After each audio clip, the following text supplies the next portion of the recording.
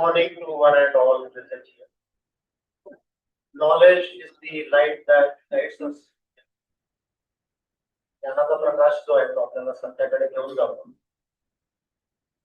It is an absolute honor to welcome our distinguished guests, visionary leaders, esteemed faculty members, and enthusiastic participants to this auspicious inaugural ceremony of International Conference on Computing Theory and Wireless Communication. We kindly request to you to attend our vibrant mode, maintain professional environment for our speakers. Today, we gather to celebrate spirit of innovation and academic excellence. We are delighted to have you with us. Begin with our proceedings. On divine note, I request all our dignitaries on the dais to kindly step forward for the traditional lighting of the lamp. As we light this lamp, we pray for the removal of darkness and the ignition of the fire of knowledge within us.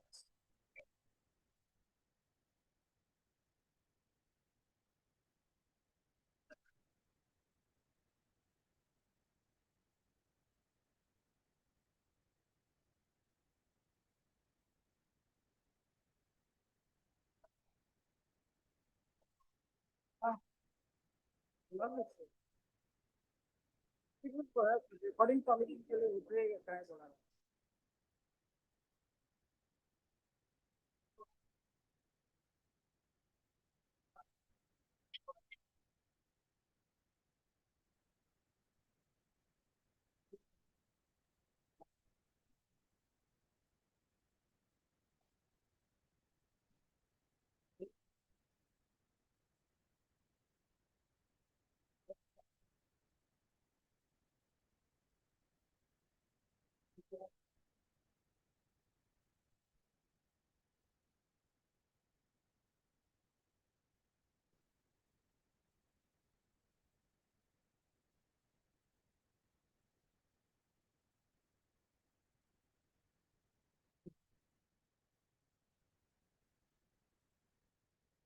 तो वासुतो महात्मगमने तमसो मा ज्योतिर्गमय मृत्योर्मा अमृतम गमय. हा प्रकाश आपल्याला सर्वांना ज्ञानाकडे घेऊन जाणारा प्रकाश आहे.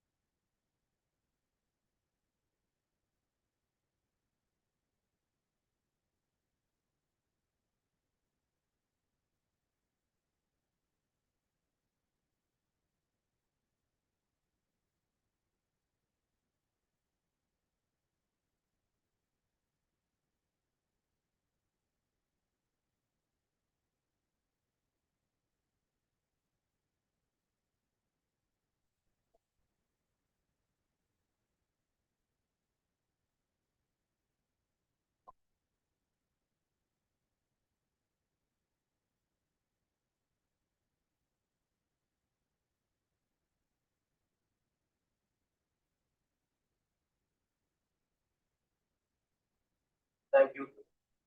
Please take your seats.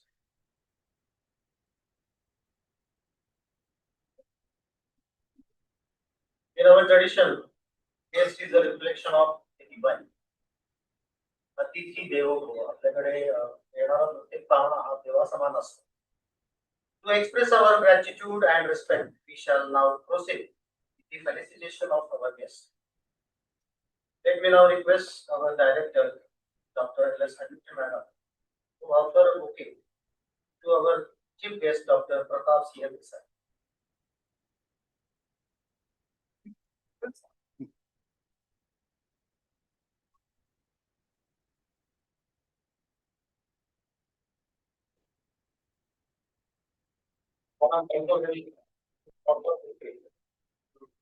Honorable Secretary, Dr. Sapna Avade Madam.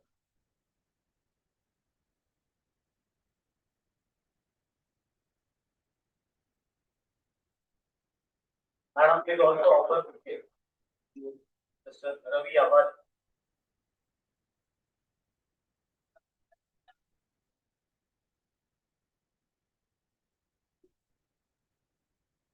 And also, Madam, please offer bouquet to Ms. Chetana Sawant.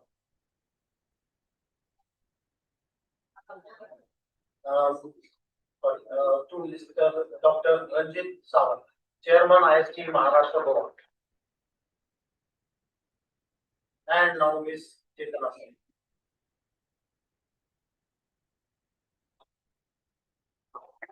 Thank you, madam.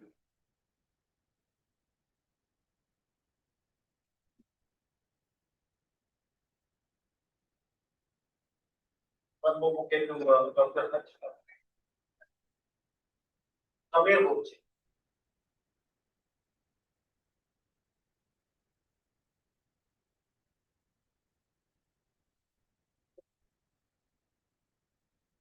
Thank you, madam. Now I request Dr. Kharatdaran to offer bouquet to Harish Bhatt, Dr. Harish Bhatt.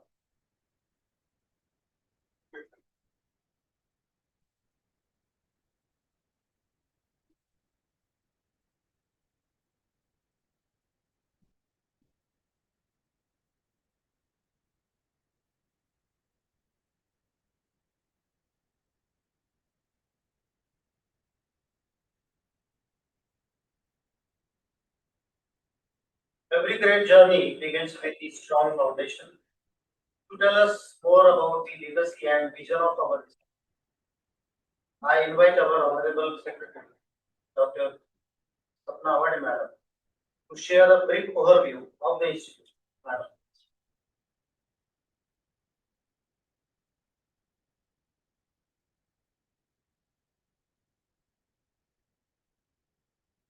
Chief guest of today's function, Dr. Sir, IST Chairman, New Delhi. Guest of honor, Chetana Sarang Madam.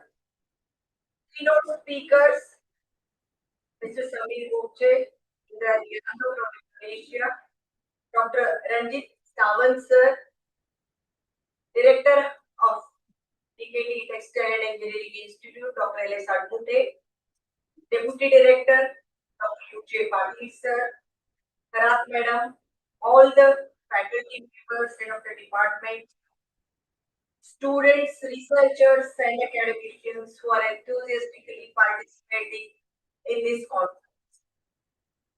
Very good morning to all. At the outset, on behalf of management of DKT, I would like to extend a warm welcome to you all. This princely palace, Rajwada, transformed into an educational complex long back in 1982 under the leadership of our beloved visionary chairman, Honorable A.B. Awade.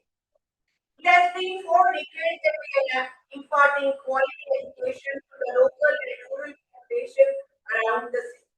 Initially, we have started a diploma course in textiles with just 30 students.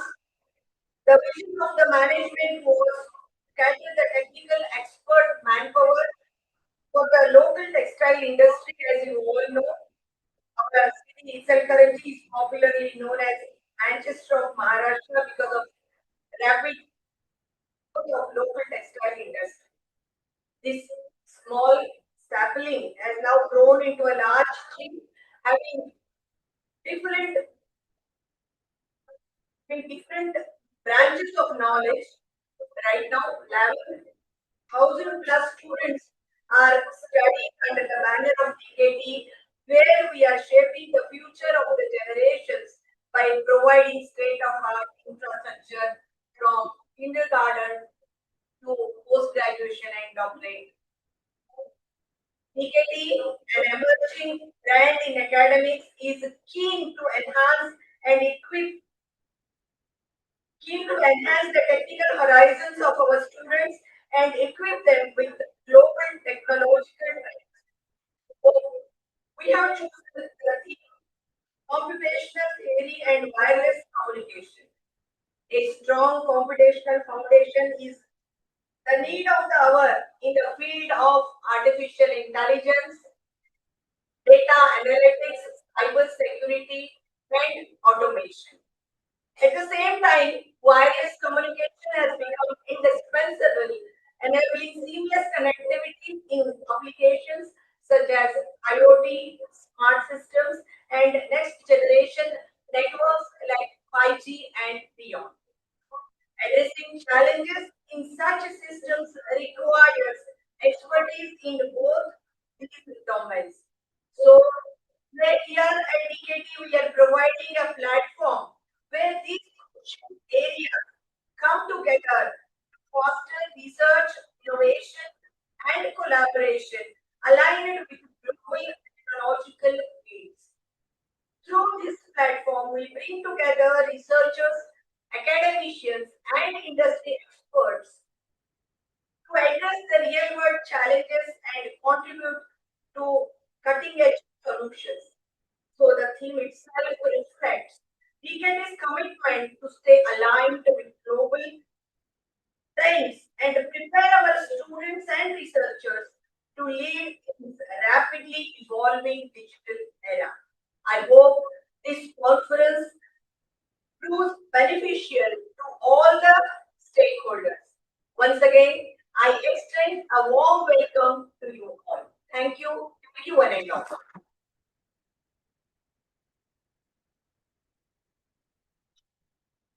Thank you, madam, for those insights. Moving from foundation to the focus of today's event, that is this conference.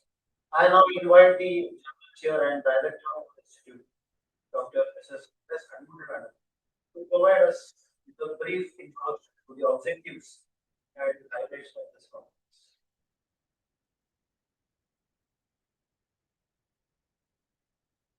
A very chief guest of today's international conference, Dr. Pratap Singh Desai, President and Indian Society of Technical Education, New Delhi. Dr. Ranjit Sawant, Chairman, IST Maharashtra Goa Session. Honorable Secretary, Dr. Sapna Awade, Executive Director, Dr. Abhi Awade.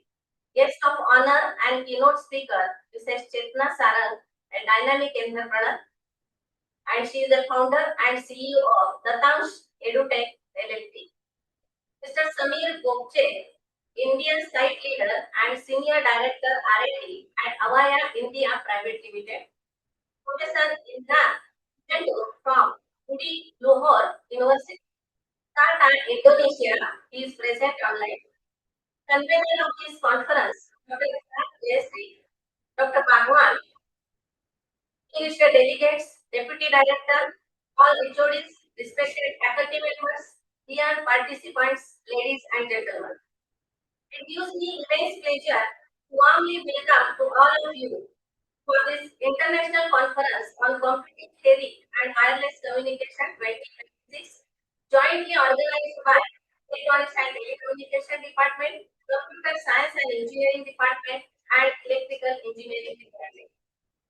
This conference holds a special significance as it is technically co-sponsored by IEEE Maharashtra section, ensuring adherence to globally recognized academic standards, quality research practices, and international visibility. I am also delighted to share that all accepted and presented papers of this conference will be submitted to publication in IEEE Explorer, providing a prestigious global platform for disseminating cutting-edge technology. Before I proceed further, let me briefly present the profile of our institute. Establishing in 1982 under the visionary leadership of Sri Kallappa Navade, DKT's Textile and Engineering Institute has evolved into a premium autonomous institute in Maharashtra. With more than 4,000 students, over 200 faculty members, and a progressive academic environment, the institute stands as a hub of excellence in technical education, research, and innovation. The institute is accredited with NAAC A+ grade, and all its programs are NB accredited. It has been recognized as a best industry-linked institute by AICTE and also serve as a mentor institute under various government initiatives. Our commitment to research and innovation is reflected through more than 64 crore funded projects, advanced facilities such as Center of Excellence in Non-Ovens, Idea Lab, state-of-art IoT, AI, robotics laboratories, along with more than 100 patents and strong portfolios of high-quality SCI and Scopus index publication. The theme of this conference, computational theory and wireless communication, is highly relevant in today's era of intelligent systems, connectivity, and data-driven technologies. The conference spanned diverse domains including artificial intelligence, computational techniques, computing intelligence, communication, networking, power and energy systems, as well as control system robotics, which together represent a core drives of modern technological transformation.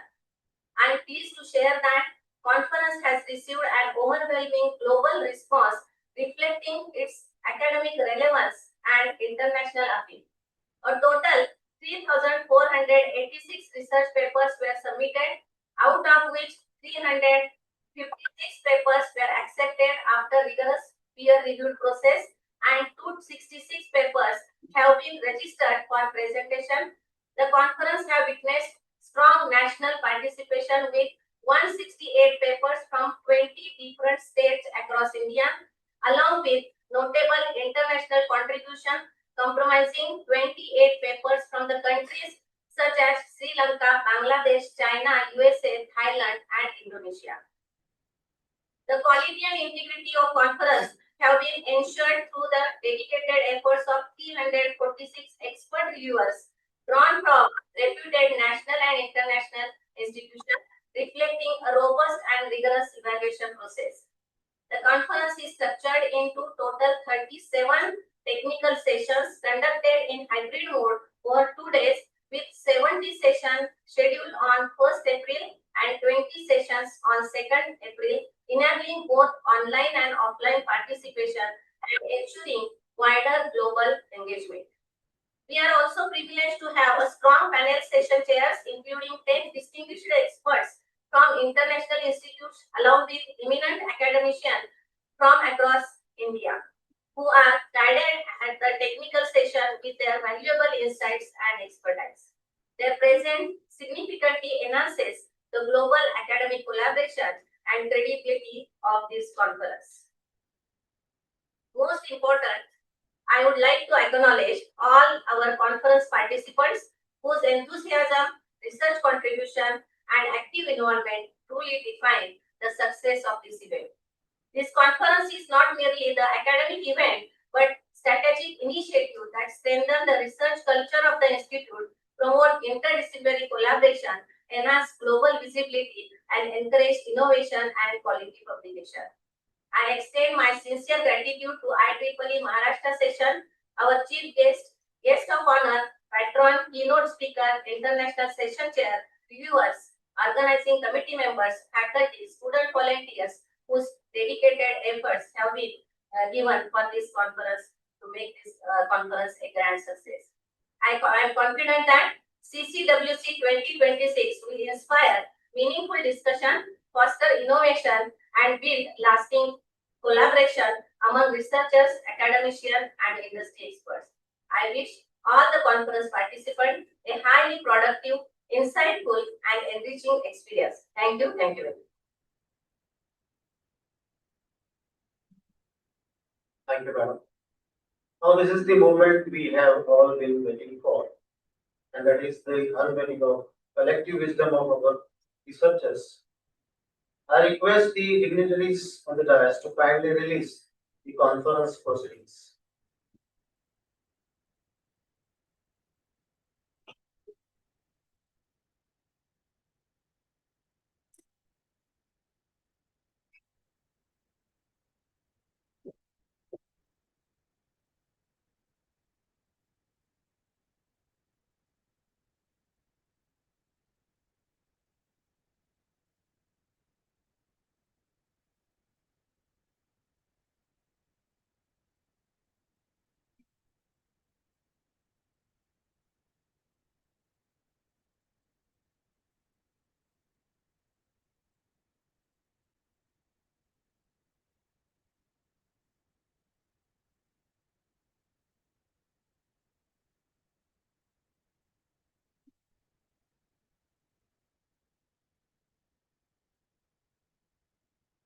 This document stands as a testament to the hard work and intellectual contributions of all our participants. Thank you.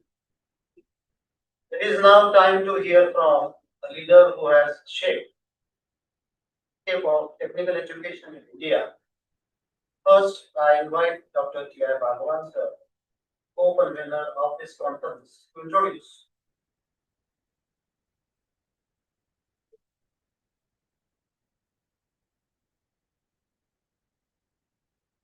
Good morning to one and all. It's a highly privilege for me to introduce the today's chief guest of this international conference. Our today's chief guest is Dr. Pratap Singh Kakasaheb Desai, President of Indian Society for Technical Education, New Delhi. Dr. Pratap Singh Desai completed his PhD from Shiva University, Kolhapur, and completed a master's degree in mechanical engineering and MBA. He is the son of Krantivir Kakasaheb Desai, the most sought after freedom fighter. Desai family rendered 5 freedom fighters to nation, and he was raised with a strong values and principles. Dr. Desai sir is working on the design and development of femur-bone prosthesis research. He delivered keynote addresses in India and abroad in many of the conferences. He has numerous national and international research papers to his credit.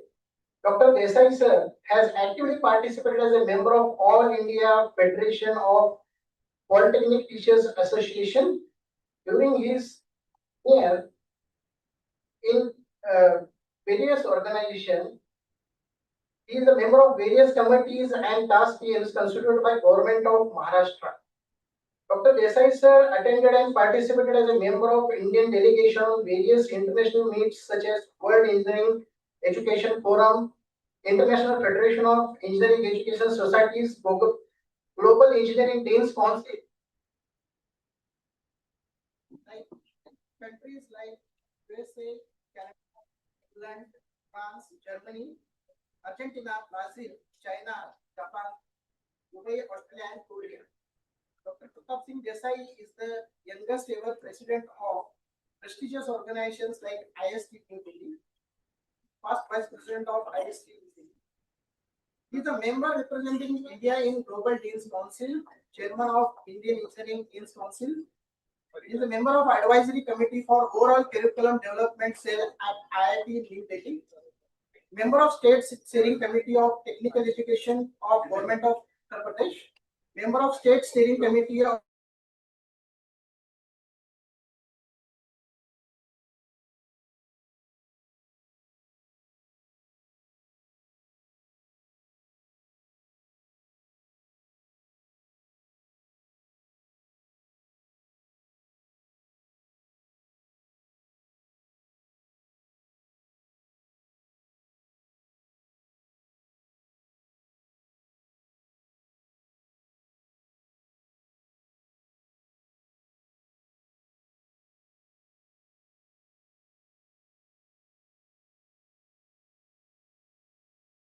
five countries to study the technical education scenario around the globe.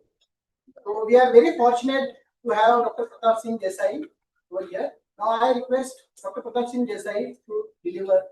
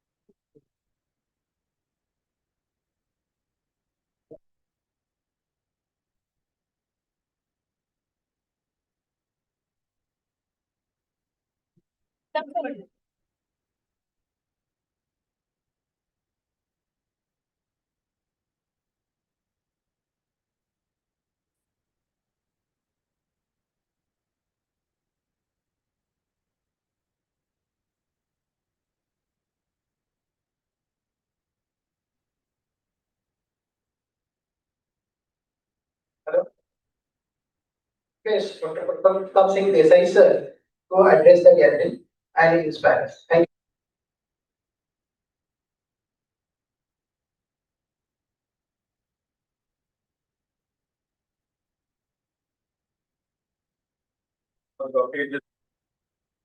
Inaugural function of IEEE International Conference at this recent morning. Honorable Dr. Swapnaji Awade, Honorable Ravi Awade, my colleague in the National Executive Council of IST New Delhi and Session Chairman of Maharashtra and Goa section of IST, also the convener of the Government Engineering College Kolhapur, Dr. Ranjit Sawant, guest of honor Mr. Samir Bhomche, Srimati Chetana Sarang, Director of this prestigious institution, Dr. Mrs. Arkunde, other dignitaries present on the dais of the dais, my colleagues in the faculty, my dear students, ladies and gentlemen. In the beginning itself, let me make use of this opportunity to thank the organizers and especially Madam Admute and Professor Dr. Kolode for inviting you over here and providing me an opportunity. I'm quite long to be here in this institutions because I keep on coming to this institution right from 25 to 30 years back when Ganesh was the principal. Then many times I came when Kodole sir was there. I remember a day when I became the president of ICHALKARANJI in 2015.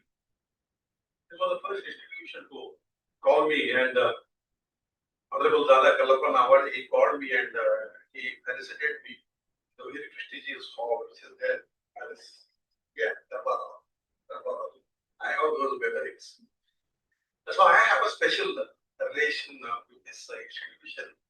Therefore, when Bhagavad sir called me, I told him, give me one day, I just check my schedule. Not only check if there is something, I will reschedule it, but I will come to you. And I'm here to meet you all. Now, my dear friends, I remember when both of this. कि हर रात को चांद का दुल्हार नहीं मिलता, हर रात को चांद का श्रृंगार नहीं मिलता, हर रात को पूरम का दुल्हार नहीं मिलता. मैंने दुनिया देखी है यार, हर किसी को इंटरेस्ट होगा प्यार नहीं मिलता.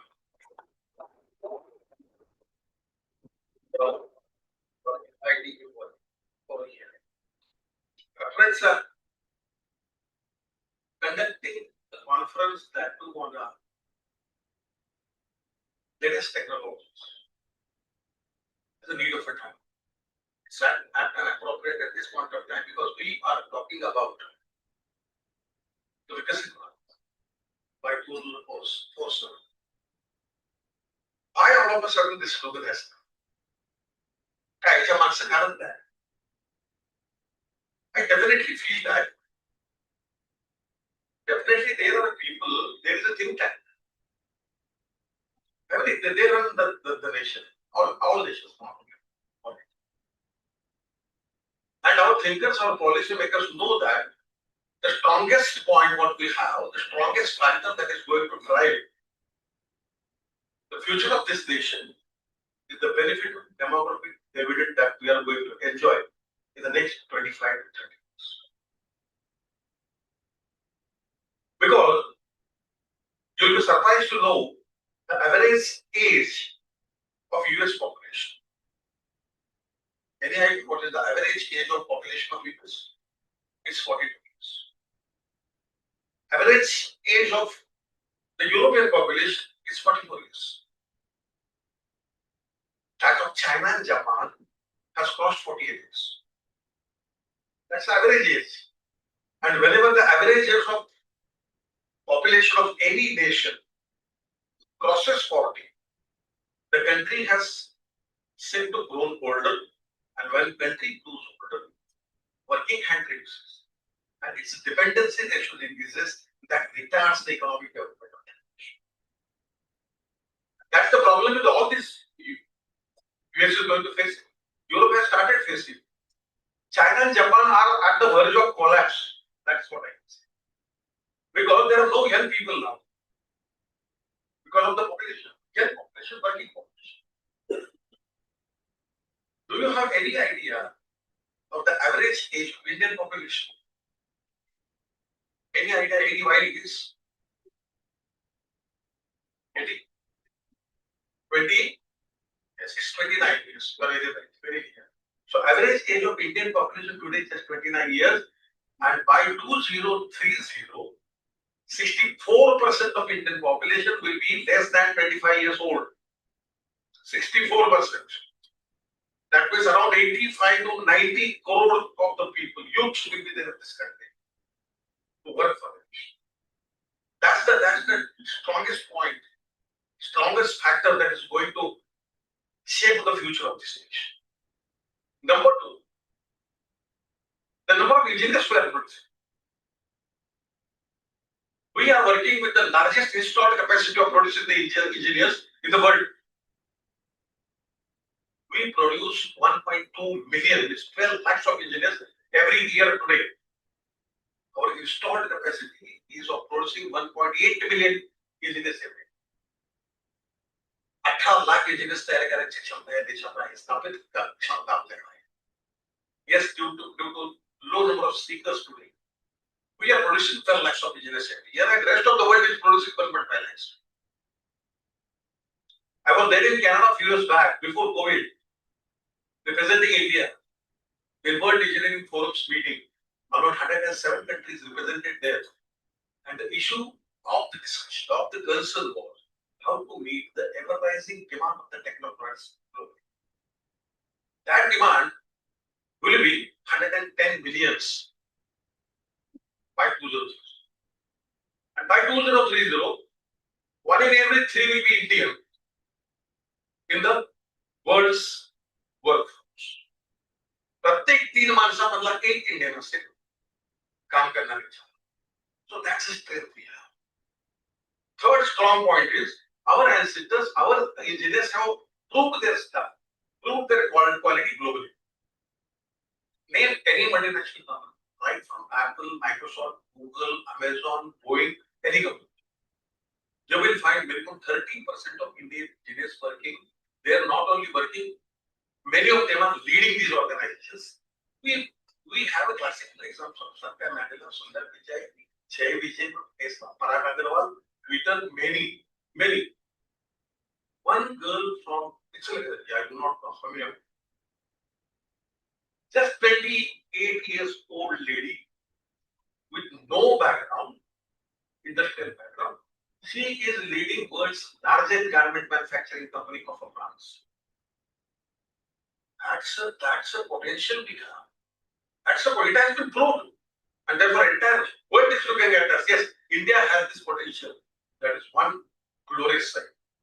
Another side is different. Another side is when 2 in every 3 is jobless in India. Engineers, because people now industries are talking about employability. Inspiring Mind has conducted a survey. They say that 18% of Indian engineers are employable. Astrom says that it's 12%, and World Bank says that it's 8%. I do not want to go to the authenticity and blah, blah. But it's a fact. It's a fact that there are a lot of unemployed engineers. And this is because I got an opportunity to meet Honorable E. Sridharan. You all know the E. Sridharan, the real engineer of this country, the metro man of the country. In 2017 or 16, I got an opportunity to meet him on the eve of Teachers' Day in Ahmedabad. And when I met him, and I introduced him, he said, I'm very happy, young man, to see you and a person like you. And at this young age, you are sitting at the helm of the affairs and the policy making body. do something, because this is the serious issue which needs an urgent attention. There are a lot of engineers around me, but I cannot hire them. My situation is like thirsty sailor in the sea. There is a lot of water around me. I am thirsty. I need water. There is a lot of water, but I cannot take a sip of that because that water is, this water is important. It's a sea. So there are a lot of engineers around me, but I cannot hire them because they are not real engineers. I don't want to go into the details of that. One simple example in 1 minute. IST wanted to hire one engineer and one driver. We conducted an interview. One civil engineer we hired. We wanted to construct the building in IST. The salary fixed was 10,000 rupees. And on the same day, we appointed a driver for the salary of 18,000. Situation is has not much changed. Many of our 83% of engineers are working in non-engineering fields. They're not working in their domains. 83% of engineers. Somebody is working in logistics, hoteling, and whatever, banking, everywhere. 7% of them are into the administrative services. See the results of UPS and MPC, we find maximum engineers and doctors. But engineers are not for those services. They have to do the real engineer, because engineering it's a tool. Like Nelson Mandela once said that it's a tool to transform. It has a capacity to transform the world. So when these people, when engineers are not working in the engineering field, how can we think of taking India to so many trillions of economy in this much of the time? So these are the problems. Why this has happened? There are 2, 3 reasons. Number one, the motivation of the education has gone on. Why you people, why students? There are a lot of students, therefore I am at this. I am asking you a question, why you are studying engineering, and that too in the very prestigious college like IIT. Why? Ask this question to yourself. Why you are into engineering? Because I know the answer. Anybody want to give the answer? Then you have. कि मी engineer डिकेटिंग सारखा सोचते तो का व्हायचं? A survey was conducted by MIT in India, and that too on the students studying in IITs and NITs. 7,500 students were interviewed, and only one question was asked. What was the question? The same question what I asked. Why you people are studying engineering? And that too into the premier institutions like IIT and NIT. 86% students gave a similar answer. And what was the answer? The answer, what is there in your mind, is the answer. And the answer is to get a good job and secure future. How many of you do not want a job after completing engineering? Raise your hands. Yes, after completing engineering, I do not want to have a job. Nobody has raised hand. That means all of you want a job. So this percentage, 100% like this. Actually, it's 86%. So, Swami Vivekananda once has said that the country where the ultimate objective of education to get a job. Such country will never produce an engineer. Such country will never produce an entrepreneur. Such country will produce only slaves. Those who work for others. This statement I have not made. Swami Vivekananda, when this explosion of the engineering education was not there. At that time, he has said, in the country where the ultimate objective of the education is to get a job, cannot produce a real engineer, cannot produce people. And our objective is to get a job. Number two, this is one reason. So, motivation is gone. Number two, confusion. Confusion between knowledge and information. Whatever we deliver into the classroom, whatever I am telling you now is information. Whatever you read into the book is information. When we study, I am a pass out of 1985. Teacher was the only source of information for us, and the libraries. Big books. I remember the books of heat transfer book of Palani or something. PL3 of electrical, I don't know. Still we use them. This much of it. So only one book one could handle at that time. So to get the information and find the relevant information is making notes. 90% of our time we used to waste it for that. That's information. Now information is available at a click of a mouse. You send your proper command to ChatGPT, you get everything. Everything you will get. So information is available at a click of a mouse. You have access to the best teacher in the world at a click of a mouse. If you do not like the lecture of a PK Desai, leave it, forget it. What he is teaching, machine design. Go to somebody. You can get access to them. You will get the best teacher in the world. But whatever you are getting is the information.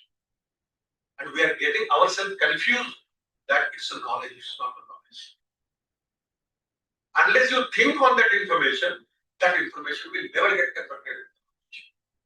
Albert Einstein must have said that making students understand the concept is not education, but training his mind to solve the real life problem using that information or that knowledge is education.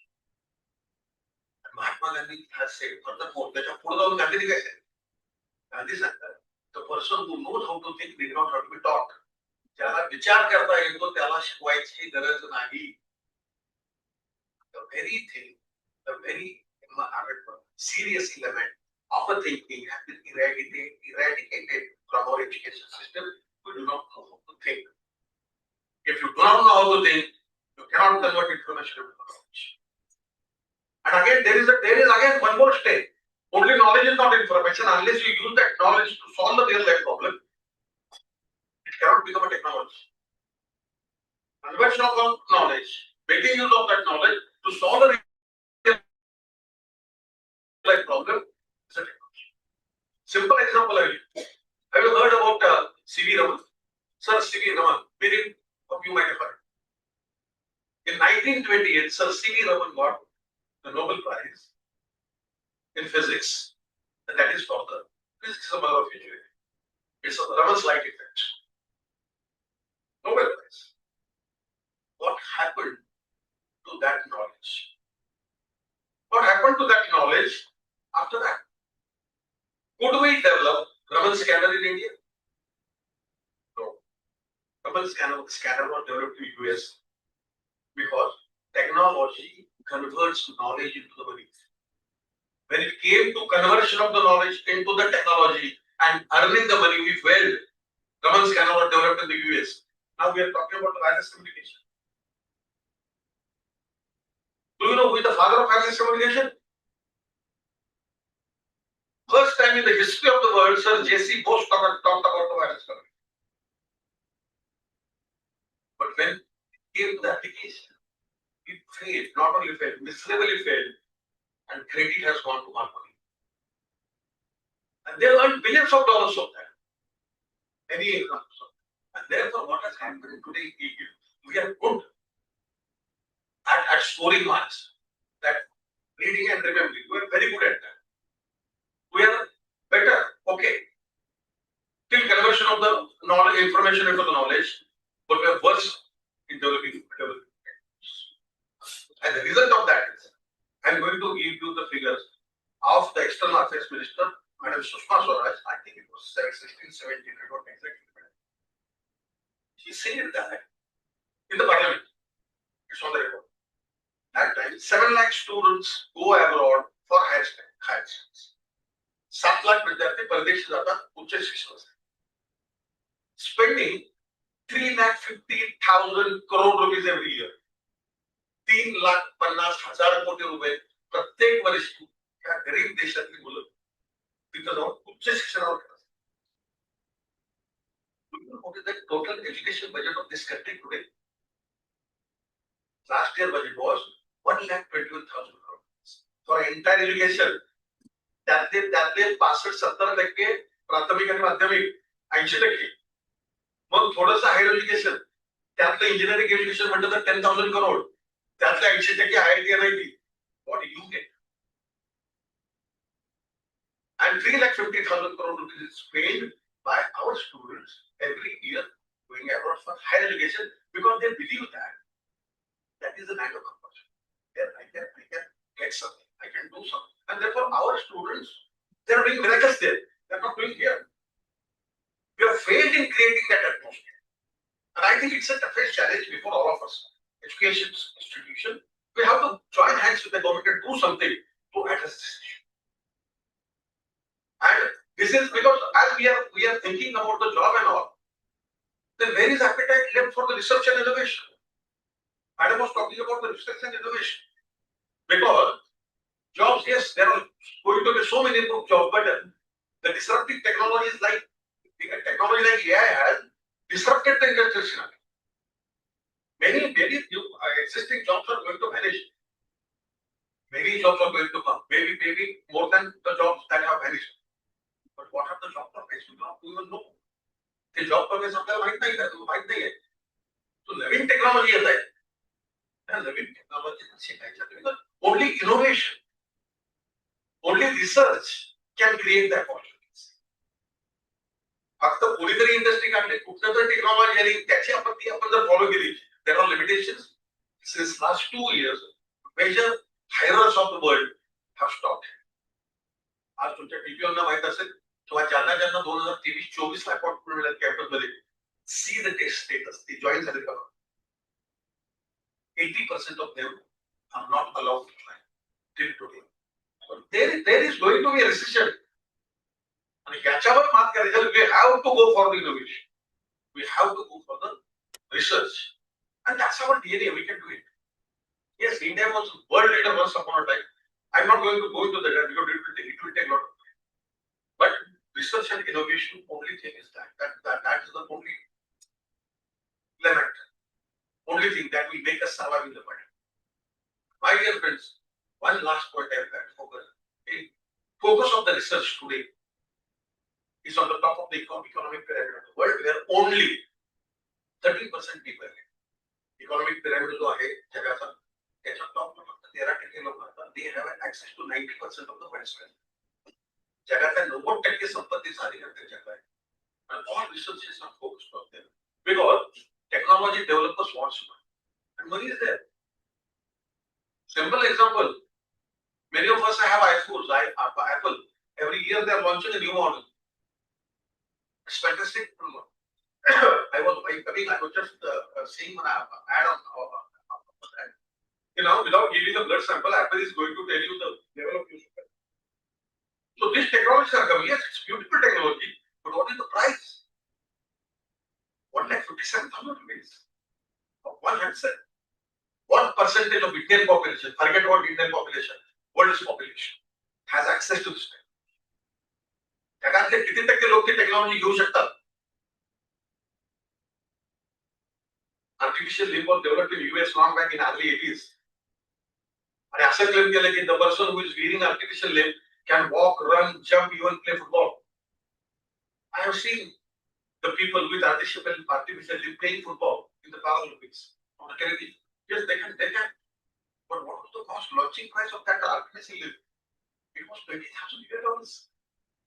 What percentage of the world's population has access to that? पाय नसणारे फक्त US मध्ये पैसेवाले आहेत असं नाहीये. There are many. त्यांनाही पायाची गरज आहे. त्यांनी कुठे पैसे आले? आणि गांधींनी खूप वर्षांपूर्वी सांगितलं. He has written a book on 7 social sins. 7 सामाजिक अपराध. काय आहे सामाजिक अपराध? 7. Politics without principle is a social sin. Business without ethics is a social sin. Money without caution is a social sin. Religion without sacrifice is a social sin. Technology without humanity is a social sin. तंत्रज्ञान जे माणुसकीचा विचार करत नाही, हा एक सामाजिक अपराध आहे. असं तंत्रज्ञान जे पैशाच्या आधारावर सामान्यांना जर नाकारत असेल किंवा सामान्य त्याला जर त्याचा उपयोग घेऊ शकत नसेल, तर असं तंत्रज्ञान डेव्हलप करणं सुद्धा एक सामाजिक अपराध आहे. There is 87% of the population living at the bottom of the economic pyramid, and they have billions and billions of the problems. Focus on finding a solution of every problem is a research, and that will lead to the innovation. That will create the job, and that will make us Viksit Bharat well before 2047, because we have those many hands. Sri Krishnani Govardhan पर्वत उचलला होता एका कवितेवर. आपण ऐकले, वाचले ना, एका करते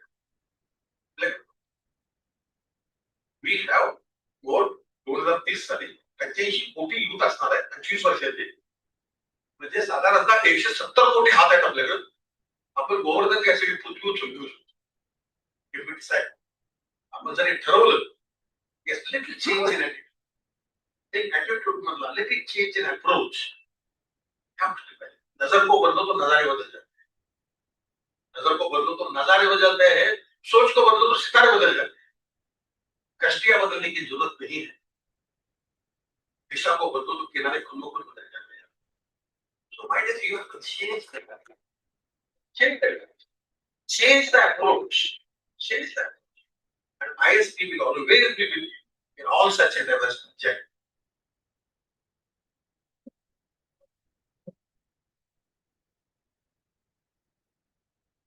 Thank you, sir, for that truly inspiring address. बदल जाओ वक्त के साथ या फिर वक्त बदलना सीखो, मजबूरियों को मत कोसो और हाल में चलना सीखो. Let me now continue this journey of learning. I now invite Dr. Mrs. T.N. Dunn to introduce our guest of honor.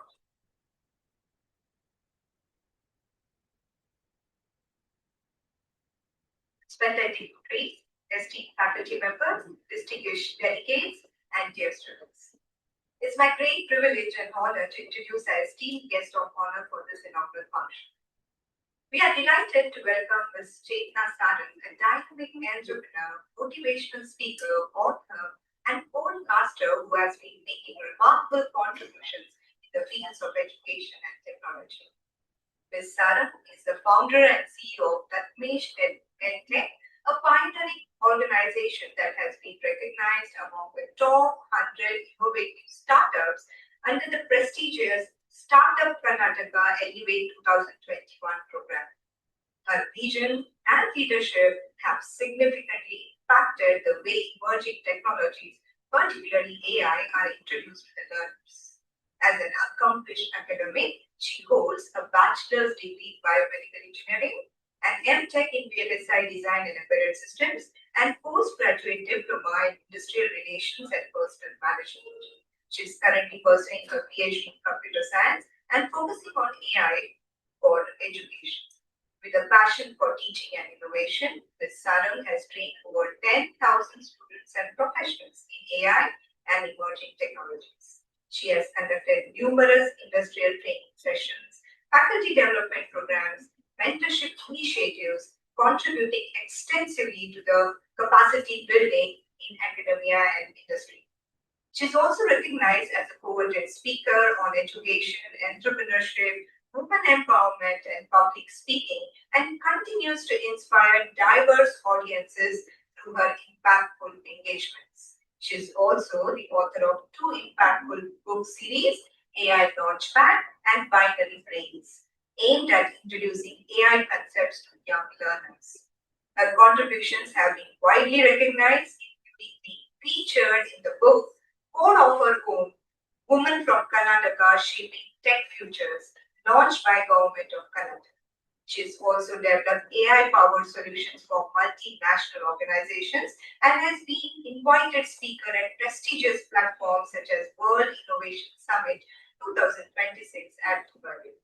Beyond her entrepreneurial journey, she serves as the Chief Investment Officer at the HNI Circle, supporting startup ecosystems, and has actively contributed to professional communities such as IEEE and Toastmasters.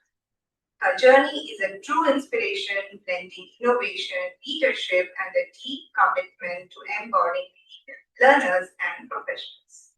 Respected dignitaries and participants, please join me in extending a warm welcome and enthusiastic welcome to our guest of honor, Ms. Chetna Sarang. I now invite Ms. Chetna Sarang to grace us with her.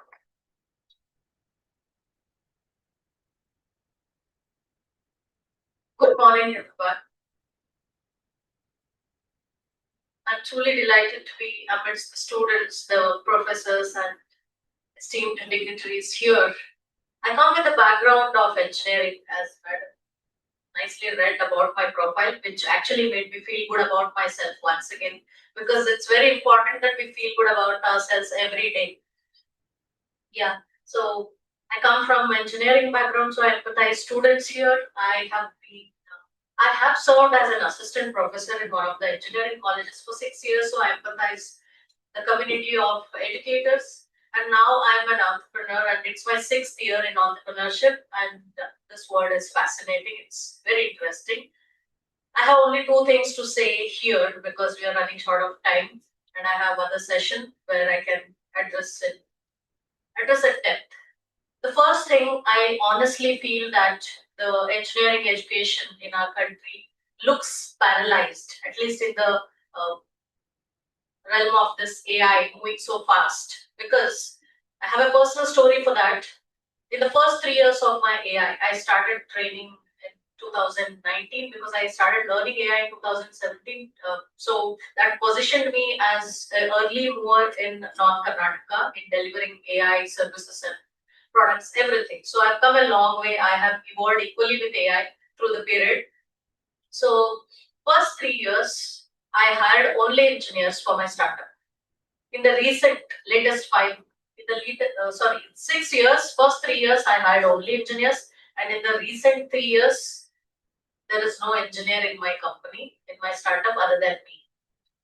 The reason is people from commerce and BBA background are proving to be much smarter in handling overall operations beyond technology, along with technology.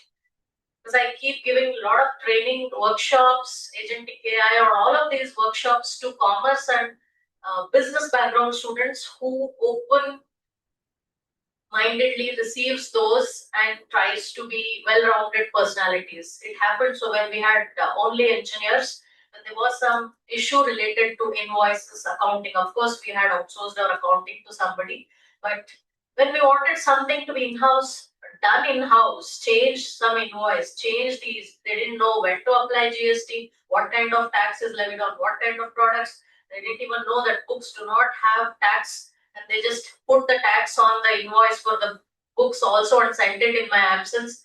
Lot of chaos, and every engineer is hesitant to handle finance. This is the biggest lacuna we have in technical education. If not addressed, then every other job will be highly paid other than engineers, which is already happening. As Sir said, chief guest, he wonderfully explained what is happening.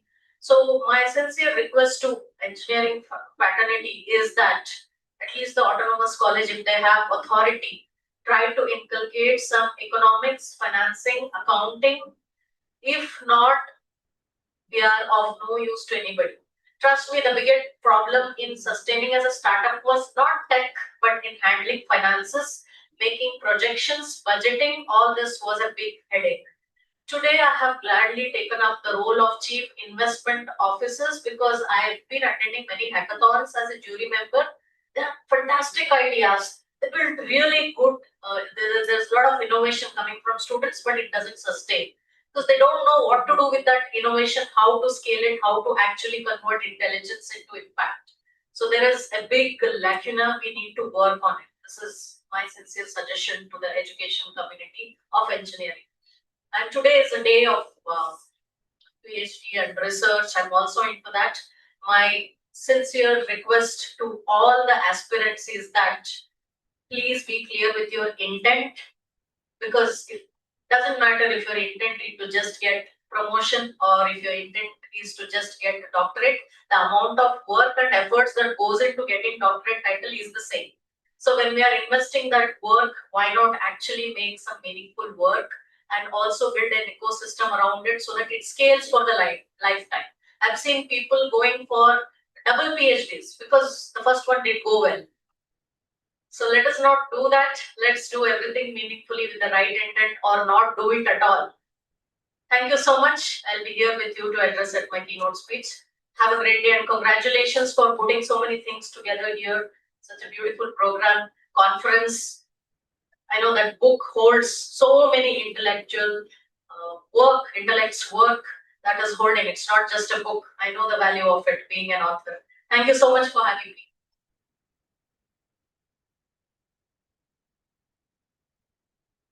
Thank you, Sanas ma'am. Now we move to a special moment of the inauguration ceremony, the presentation of the mementos as a token of our respect and gratitude. It is our privilege to honor our esteemed dignitaries for gracing this occasion with their presence and sharing their valuable time as well as thoughts. I humbly request our convener of conference, Professor Dr. J.P. Kharat Madam, to kindly present the memento to our Honorable Chief Guest, Dr. Pratap Singh Kakasai Desai, as a mark of our sincere appreciation.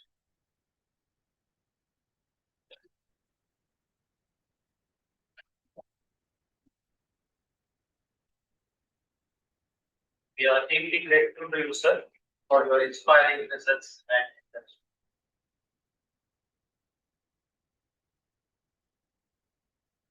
I request Professor Dr. J.P. Kharat Madam to present a memento to our guest of honor, Ms. Chetana Sar.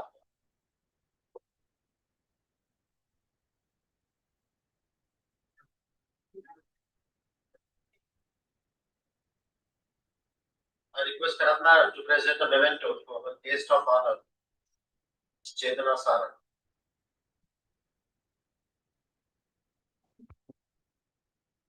Thank you, madam, for your valuable contribution and for enriching this occasion with your presence.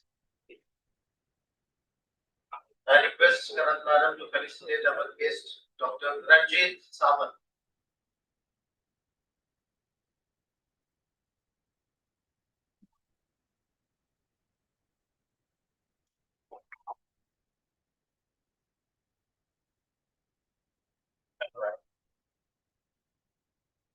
I now request Dr. T.I. Bhagwan sir to felicitate our esteemed keynote speaker of today, Mr. Samir Hopche, with a moment.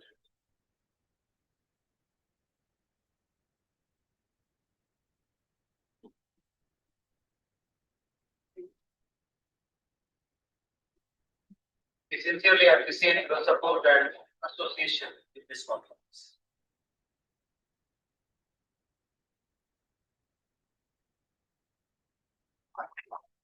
I now request Dr. Shivaji Madam to felicitate our esteemed dignitary, Honorable Secretary, Dr. Mrs. Sapna Awadi Madam, by presenting conference memento and appreciation of her invaluable guidance and support throughout the successful conduct of this prestigious conference. Thank you, madam. I request Dr. Bipalijan Madam to felicitate Dr. Harish Patil with a memento as a mark of gratitude for his continuous support and involvement in shaping this conference. Thank you, madam. Thank you, sir.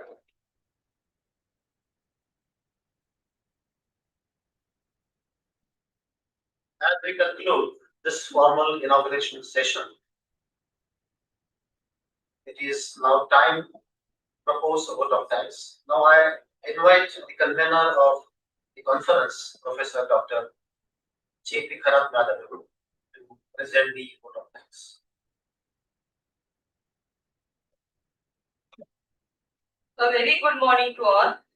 On the behalf of organizing committee, it is my proud privilege to propose the vote of thanks for the inaugural ceremony of International Conference on Computational Theory and Wireless Communication 2026. At the outset, I express my heartfelt gratitude to our honorable chief guest, Dr. Pratap Singh Desai, our guest of honor and keynote speaker, Mrs. Chetna Saram, and our distinguished guest and keynote speaker, Mr. Samir Bhopche sir, for gracing this occasion and enriching us with their valuable presence and insightful thoughts. Your inspiring words have proved a visionary tone for this conference. Great ideas grows when great minds come together. I would like to extend our sincere thanks to Dr. Samir Nanivekar, Chair, IEEE Maharashtra Section, for his constant support and for extending technical co-sponsorship which has added immense value and global recognition to this conference. I take this opportunity to convey our special thanks to Mr. Harish Patil for his wholehearted support in the organization and publication process of the conference. His guidance and coordination have been instrumental in ensuring the quality and success of this event. We owe a deep sense of gratitude to our esteemed patrons, Honorable Prakash Awade, Ex-Textile Minister, Maharashtra State, Honorable Dr. Mrs. Sapna Awade, Honorable Secretary, DKT Society, and Mr. Ravi Awade, Executive Director, for their visionary leadership and constant encouragement in creating such a global academic platform. I would also like to express our deep appreciation to Professor Dr. S.A. Patil, whose role in organizing this conference has been truly exceptional. The planning and execution of this conference began nearly a year ago under his visionary guidance. His continuous motivation, meticulous planning, and unwavering support has been a key factor in the grand success of this conference. On the behalf of entire department, I extend a sincere and heartfelt thanks to him. I also express my sincere gratitude to our director, Dr. Mrs. L.S. Almute, for her constant support, encouragement, and administrative leadership, which ensured the smooth and successful execution of this conference. I would like to acknowledge all the session chairs, reviewers from international and national platforms, and international experts for their valuable contributions in maintaining the high academic quality of this conference. Excellence is never an accident. It always the result of sincere efforts. My sincere appreciation goes to all the authors, participants from across the country and abroad whose research, contributions, and active participation have made this conference vibrant and meaningful. I also extend my sincere appreciation to our faculty members, organizing committee, and student volunteers whose dedicated efforts, meticulous planning, and unwavering commitment have been instrumental in the successful execution of this conference. Teamwork always transforms vision into reality. Finally, I thank each and everyone present here for your gracious presence and support. With this, we conclude the inaugural ceremony of the International Conference on Computational Theory and Wireless Communication 2026. We now move straight into the keynote session. Honorable Chief Guests and respected dignitaries, we request you to kindly proceed for institute round. And to all participants, please remain seated in the hall as we gear up for insightful and inspiring keynote address.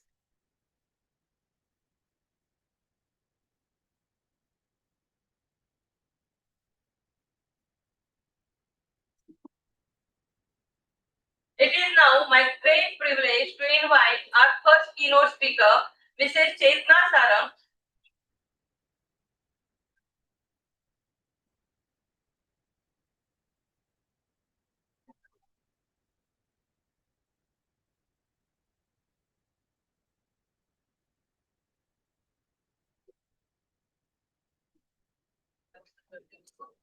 Chetna Sarang, founder and CEO of the Couch EdTech LLP, to deliver her keynote address on AI investment and impact, what truly scales in real world.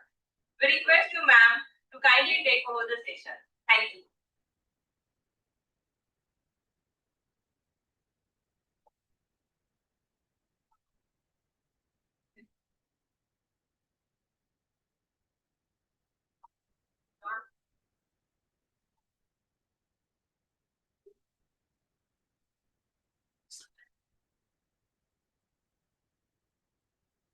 Assuming you are happy to hear me again. All of you are alert. Can I take that as yes from you? Yeah, I'm a little relieved because inauguration is a very serious event. A lot of formalities and the decorum has to be maintained. I cannot be smiling beyond a limit. Now is the time I can see you smile and I can also smile myself. So if you see the title here, AI investment and impact, what truly scales in the real world? I have already set the pretext of this in my previous talk. Who understands what I mean by this? What does this topic indicate? Anybody among the audience who want to say what I'm trying to cover in this? Anybody among the students? What do you think I'm trying to cover under this heading?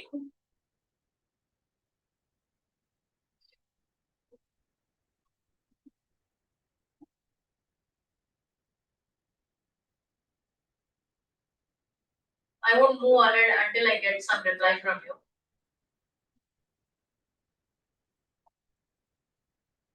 Somebody from the audience.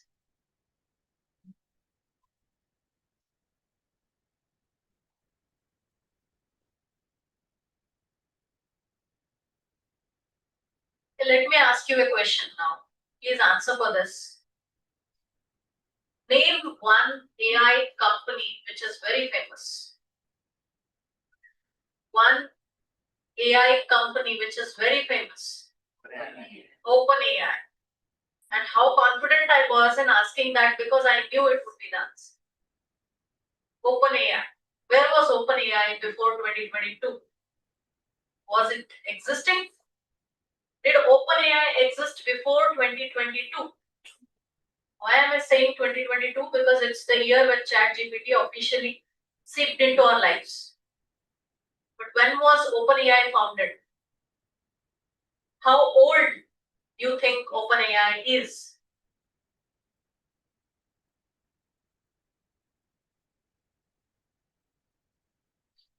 It was founded in 2015. OpenAI was founded in 2015. It was just a research lab, not for profit organization. So if you imagine if there is some group of geeks here trying to do something which makes no sense to the outside world, that's how OpenAI looked in 2015. Nobody knew or nobody trusted, nobody believed that it would have this impact so that it shakes the world, right? We're talking about AI at scale. We're not talking about AI for your academic projects. We're not talking about AI for a PhD doctorate title. We are talking about AI which actually scales with an impact. How many of you agree with this? AI is everywhere, whether you want it or not. You know, these days I attend many conferences and events. No matter what topic or title the conference is about, everybody ends up talking about AI. One person starts using the word AI and the entire room or the panel is driven to talk about AI. Nobody wants to talk anything else. And at the same time, people talking about AI are more than people actually implementing it. How many of you are active on LinkedIn? LinkedIn, fantastic. Have you been seeing the post of late which comes with so many cubes, blocks? What is it about? The percentage of people using each block in that grid is 1.3 million people. So many gray blocks where people are not using AI. So still there is a stark difference in people who are actually implementing AI at scale. A small percentage of people who are actually using paid subscription-based tools, and rest of them are using free tools. Very small percentage. We have seen this evident, right? So it's evident that most AI that is today, it never leaves the lab. What do you think are the reasons? Can I hear some answers from you? Say, I'm a very generous keynote speaker, allowing you to give your points. Otherwise, I can't take this authority and bore you enough. Why do you think the most AI remains in the lab and doesn't get out to scale to add an impact? What are the reasons?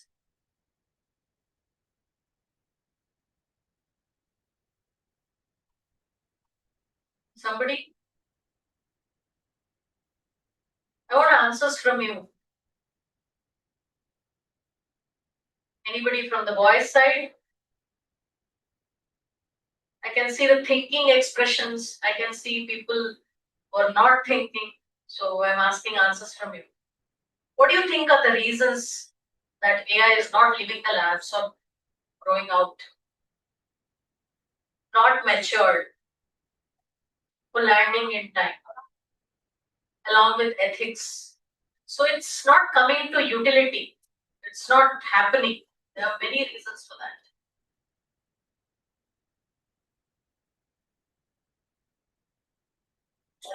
But first, let us understand that intelligence does not guarantee impact.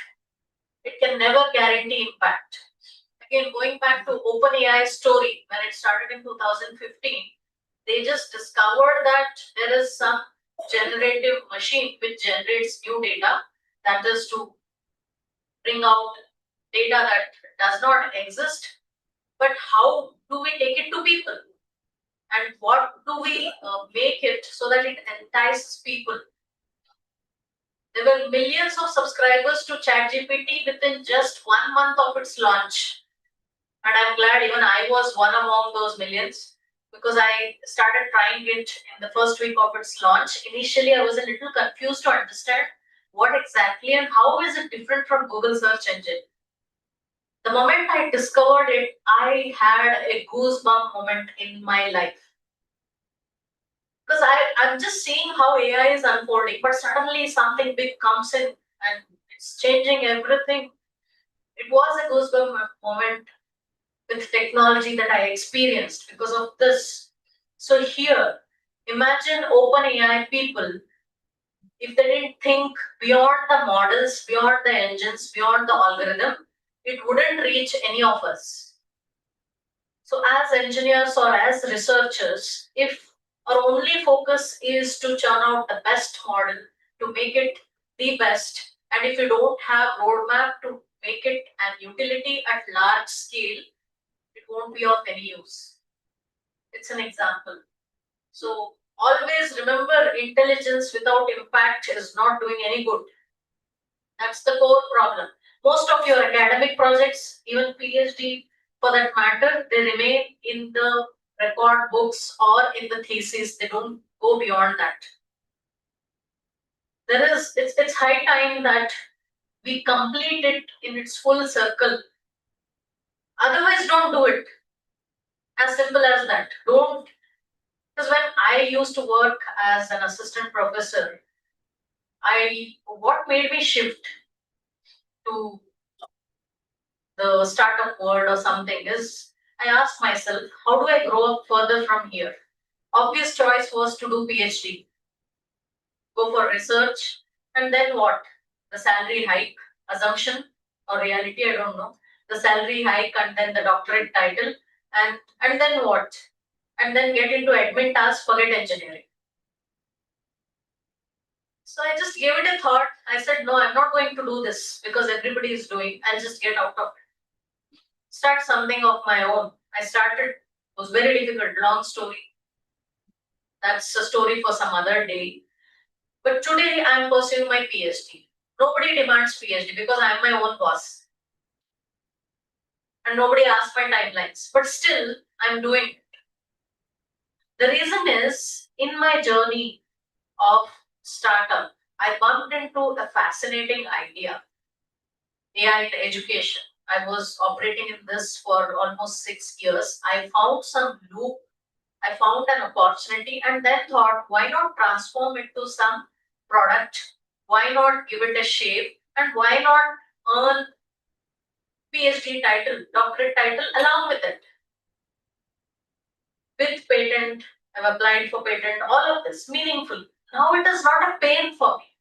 Nobody is behind me, but yet I do it blissfully. I'm not obsessed. I have to do this PhD, and getting into that so much so that I forget the world outside. I need not do that. At the same time, I need not do it by cribbing about it, by slogging with it, blaming my guides or anything. Because there is a meaningful thought process that is happening in my mind and I'm doing it at ease.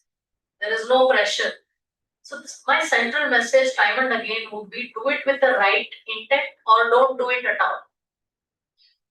Yeah, so always remember the core message is If you want to use your intelligence, not just artificial intelligence tools or anything, if you want to use your intelligence, attach an impact to it. Otherwise, it's waste of resources and time of many people. So what truly scales? We don't know. You find something very fascinating with respect to tech, innovation, it's there. But if it doesn't meet these three pillars, that is the first thing, utility. It has to be utilized immediately. And then economics. What are the economics around it? Then adoption.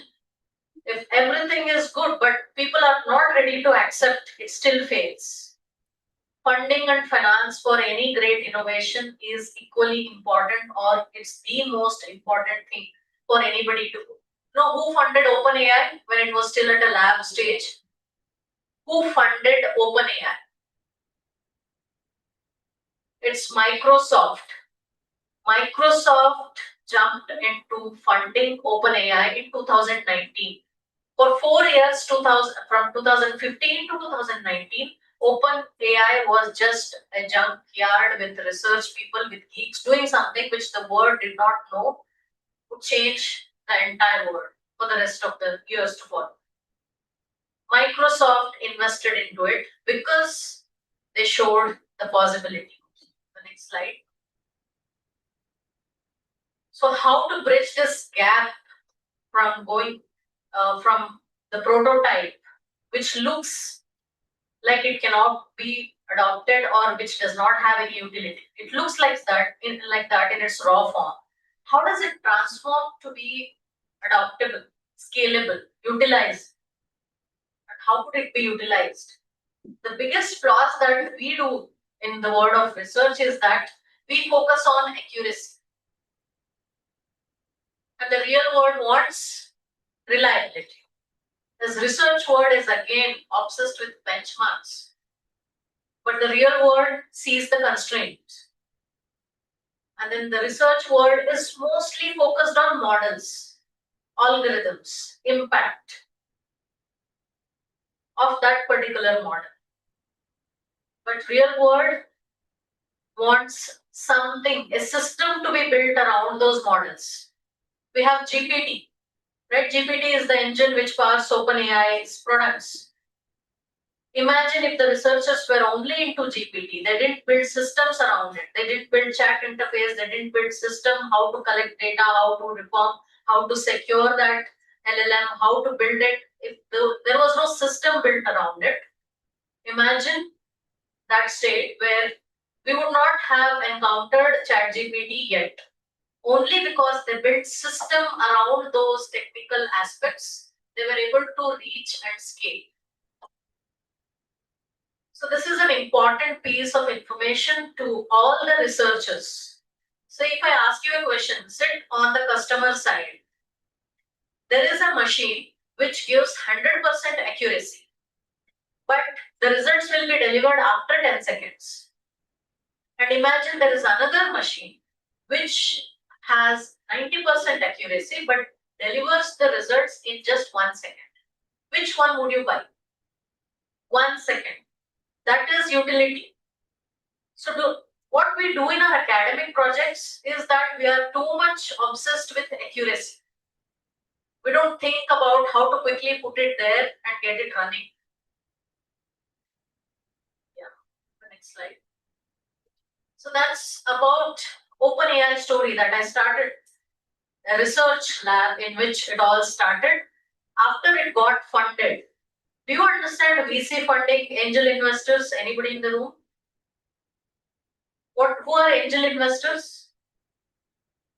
And what is the cap to invest in any company? So suppose you come up with a very nice final year project or PhD, you end up getting something. What kind of investors do you look for? Who is an angel investor and who is a venture capitalist? They are two different people. Anybody in the room? Do you know? An angel investor is someone who will invest up to 25 lakhs into an idea, startup, idea, or innovation. Venture capitalist firms are those, they invest in crores. So venture capital, when they enter into any of the innovations or technological triggers, they expect it to run according to them because they want utility, they want scale. There's an interesting say that venture capitalists always look at, okay, analogy. You understand vitamins, right? Vitamins and aspirin. What is the role of aspirin? How does it help? Instantly relieves pain. Aspirin. Vitamins, you have to take them for long duration, and to even see the impact, there will be sufficient time lapsed. Suppose you have come to college, forgotten to take vitamin for that day. Will you go back and take it? Suppose you have a sharp headache, you have exam, there is a medical shop nearby, you will buy that to get it relieved. Even if vitamins are available in that, you won't buy. What are you trying to learn from this? So the venture capitalist would like to invest in ideas that look like aspirin, instant relief and large scale. If you are sitting with nobility only, saying that I will do this, then make it better, make it a business, a traditional business which will organically grow as you get revenues, reinvest and grow. But when venture capitalists, all this, OpenAI, Facebook, Airbnb, Zomato, all these are big names because venture capitalists entered that market. They started funding those companies, without which we would not be familiar with those names today. They grow so big in short period. No, that's all because of the funding that it requires. Why am I talking time and again about funding is because we know we are all technocrats. We are good with technology. We have ideas. We work. We research, but it fails terribly because we cannot think beyond that. Many ideas die in the form of thesis. Many ideas die in the form of academic projects. Nothing goes. It's a sad part. So when the research is done, start actively seeking for capital. Go for angel investors, venture capitalists, whoever. When you don't know how to bring it to the form of utility and adoption at large scale, venture capitalists or investors will tell you if you give this shape, it's going to be sold out in the market. So having them together with you for your innovation is very important. And then when the capital gets invested, the research will take shape of a product which can be scalable. Always when you encounter with a great idea, research, come get it to the prototype, seek funding, and they will help you give it a shape which can be scalable. Next slide, please. So OpenAI, how did it develop is that they built access to that intelligence, not just intelligence. Imagine they ended up finding out only GPT, transformer model, and did not give any user interface, did not build systems around it. You would not have been able to use them. So always try to build an access to your research work, not just intelligence or technology or innovation. It's half done. Next slide. Let's take this story. Facebook, called as Meta. What do you think? Facebook started as an AI company. Did it start as an AI company? No. Does it use AI now? Yes. So the two stories are different. OpenAI started as an AI company and then it productized. Facebook, on the other hand, which is also invested by many venture capitalists and it has come out into the market. So the story here was pure software. There was no AI. The core problem they identified was to connect people across the globe. People were spread after engineering, after your college, school, you were unable to meet and it puts everybody together. So that was a human need to connect with each other after years. that would easily scale. And then AI came in later as a multiplier to target the ads, to recommend, to suggest. In both these stories, the first story of OpenAI, it all started with AI and ended up being a product. In this story of Facebook, it all just started as a software product which used AI as a multiplier. So I'm giving you these two stories because there is always a scope to innovate in the existing thing. And if the innovation is really new, which the world does not understand, then you have to give a shape to it.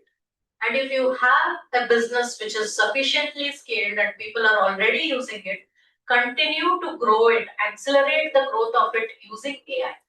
So your research, your academic projects can be in either of the two stories. Come up with something totally new, build a product around it, or take the existing one which has already good traction in the market, where people are buying it, using it, use it as an growth accelerator. So there is scope in both the ways. Next. Again, talking about venture capital. Capital follows inevitability, not just innovation. Meaning, you have to do it, and this has to be done. We have to arrive with our innovation, we have to reach a stage where it becomes inevitable. You have no option. Only in that case, we attract funding, you develop a market, you reach the market, you strategize and go there. So what actually scales? Previously, we learned what can truly scale, what can fail, what are the gaps. What actually scales is using them as co-pilots. It's the functional way. It's not Microsoft Copilot product I'm talking about. It's acting as our assistant, co-pilots, and automation, automating things, and decision support. These are the areas in which you can actually enhance and scale your innovation under these segments. The next slide. Please be aware of this when we are talking about research. Knowingly or unknowingly, we get obsessed and we start over engineering. We don't need so much. We have to stop somewhere. You know, there is an interesting saying. I take pride in being called as founder and CEO. You think both are same? The skill sets of both are same? Founder and CEO. What different skill sets should one require to be a CEO and to be a founder? How are they different? It's very difficult to be founder and CEO because one who is founder is always in the innovative mindset. The moment a product is out in the market, he or she, the founder, feels something is lacking. I need to do something more. But CEO steps in where he or she will tell, this is enough, you have to stop now and reach the market.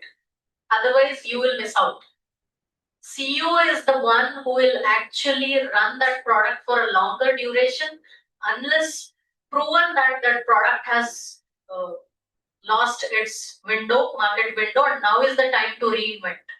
But founder's mindset is always to reinvent something. So the combination of founder and CEO is a little dangerous. It's always better to have CEO separate. Sundar picture, is he a founder or CEO? CEO. The founders are not in the picture there anywhere because there has to be somebody who will say, stop it here and take it to the market. So that's the difference between founder and CEO. Over-engineered AI is of no good. The moment you think it is solving a small problem here, let me take it to the market, make it work. If I want to add something, I'll add it later. But let me test the waters and see how much it can span.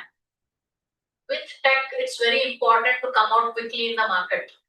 You can never say, I have the most unique idea and I'm going to sustain it. I'll take it long to launch it. By then, that will be obsolete. It's very important. And if you don't have plans to distribute, that is to reach people at scale as soon as possible, it will struggle. Your innovation will struggle. And the third one, there is no business model. We're all raised like money is not everything from moral science school, but that doesn't work. Earn enough money to say money is not everything. Don't say that before that. Earn enough money. Yes, of course, money is not everything, but money is 99% of the things. So stop that. Stop acting truly noble and discard that whole finance part that you drown into it for not understanding finance. Money is important. When you build a product, see how it can be paid. The other day I was in some international school, they had Shark Tank event arranged. And they had come up with some biogas plant. Exciting idea, you know. The students of 7th standard, they were saying there are a lot of big fat Indian weddings where a lot of food is wasted. We would plan to collect that food, residual food, convert it into biogas and supply it. It's a fantastic idea. What business model and what revenue model do you have to support this? How do you plan? They said, Madam, we will invest and we will do it. Why are you doing this? Are you a non-profit organization? No, money is not everything, madam, so we will do it. Food is being wasted. What kind of logic does it make when you have nobility for no reason? You don't have anything to support. Who will collect the biogas? I mean, the remnants, the food. Who will process it? Will they work free of cost? 7th standard, that's the maturity, but I had to tell them that please come out of your moral science book that money is not everything, because we are all here to earn that ethically. Of course, ethics have to be there, but that whole concept of money is not everything, please keep it aside. Make enough and say become philanthropist later, not when we are still making it. So if you don't have a proper business model around it, it will be a flop. So I've seen many startup students coming up with various ideas, and they're so much engrossed in the tech. I will use that, I'll use React, I'll use Node.js, I'll put this, I'll put that. There's something new, I'll put that model, I'll put Llama, so much. But who is going to pay and how are you going to sustain? I asked him the question, a student from engineering college in Belgaum, where I stay. He had built a very nice generative AI based product prototype in hackathon. I called him. I liked your idea. We would be interested in mentoring, supporting, and helping you to scale this. Would you be interested to undergo this grind of being a startup founder? He said, yes, I'm very much interested. I just gave him one task: do a proper market research. Who is willing to pay for it? Ask proper questions. How much this product would gain traction? Do a proper market research, come back the next week. 3 weeks passed, I don't hear from him anything. And 6th week, out of curiosity, I called him up to know what is happening. Guess what he said? Ma'am, I have joined some company as an intern. I'm working currently, so I'll think about that idea later. You cannot build OpenAI, Facebook, or anything overnight. It needs years of dedication when everything seems black, everything seems dark. So we are so much into AI. All of us want to be in AI, but meaningfully. Let us be into this AI wave meaningfully, where it is actually able to scale, build, develop, make sense to people around. And if you're building something which the bigger giants like Google, Amazon, Microsoft are not building, then be quick to come into the market and get ready to get acquired. Don't again sit, I will build something. Act very smart. Get ready to get acquired by anybody. So all my opinion, you're free to go and explore your own path. So these are a few things which I wanted to talk about in the tech field. The final closing thought is that let us not just talk about AI. Let us talk about AI that scales each time. AI does not scale because it is intelligent. It scales because it is inevitable. People want it. Only that AI survives, which people use, which businesses can sustain, and which capitals can scale. There should be 3 people in the pipeline. You invent something using AI, you build something using AI. that has to be accepted by businesses and that has to be funded by people. If you have these three elements, then your research will enter into full circle. Otherwise, you just forget it. I remember somebody, my mentor, technical mentor, he said that Make My Trip was my idea. But who cares now? You didn't make it happen. Somewhere it went into the academic projects, went into the thesis and never came out. Somebody built it. Trust me, I've met so many startups, engineering students wanting to build startup out of technology who didn't go anywhere, who joined as interns somewhere because instant money is what we are all raised for. Engineering karoge, so immediately you'll get jobs. So we are hunting that. Nothing wrong, go for jobs, but if you have that spark of entrepreneurship, innovation, then you will have to undergo a phase of darkness, cluelessness, discomfort. Only then you will see a massive future which you always aspired and never imagined would turn out to be true. You have to undergo that entire process. It doesn't come by hopping jobs or internships or anything. Thinking something, aspiring something, but doing something doesn't get along well. Yeah, so what I was saying is that a lot of engineers, they gave up on their startup jobs. But on tech, but I found out a girl in Hubli who is from commerce background, who is running an AI business, who has hired all the engineers. She knows how to handle that business. She has made, the team is all built up to create robots which clean all these hotels. Instead of the janitors who clean household stuff, she has created robots, intelligent robots, taking the help of engineering students, interns, and everybody. But the company is run by a commerce graduate. So, dear students and faculty members, this is all I had to say. Everything comes from my own experience. They may seem logical to you, they may not. You may have different opinion, but if you think whatever I said makes sense, then please try to change things accordingly. And with this, I would like to end my talk. Hope it added some value to your knowledge base and you are all alive. Thank you so much. With this, I would like to end my session. Hoping to connect with you all on LinkedIn. You can connect me as Chetna Sarang if you need any assistance, anything, feel free to approach. Build your network. It will transform into scale, funding, or anything for your projects. Thank you.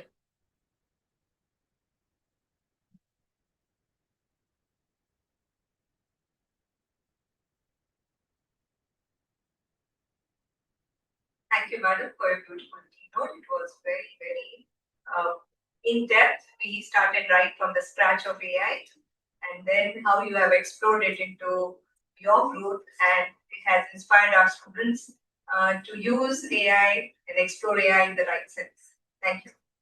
Now we move on to our next session of keynote by Mr. Sameer Bokche. The topic is From Code to Culture, AI Role in Leadership, Innovation and Talent. I request Dr. Karusisa to please introduce our second keynote speaker.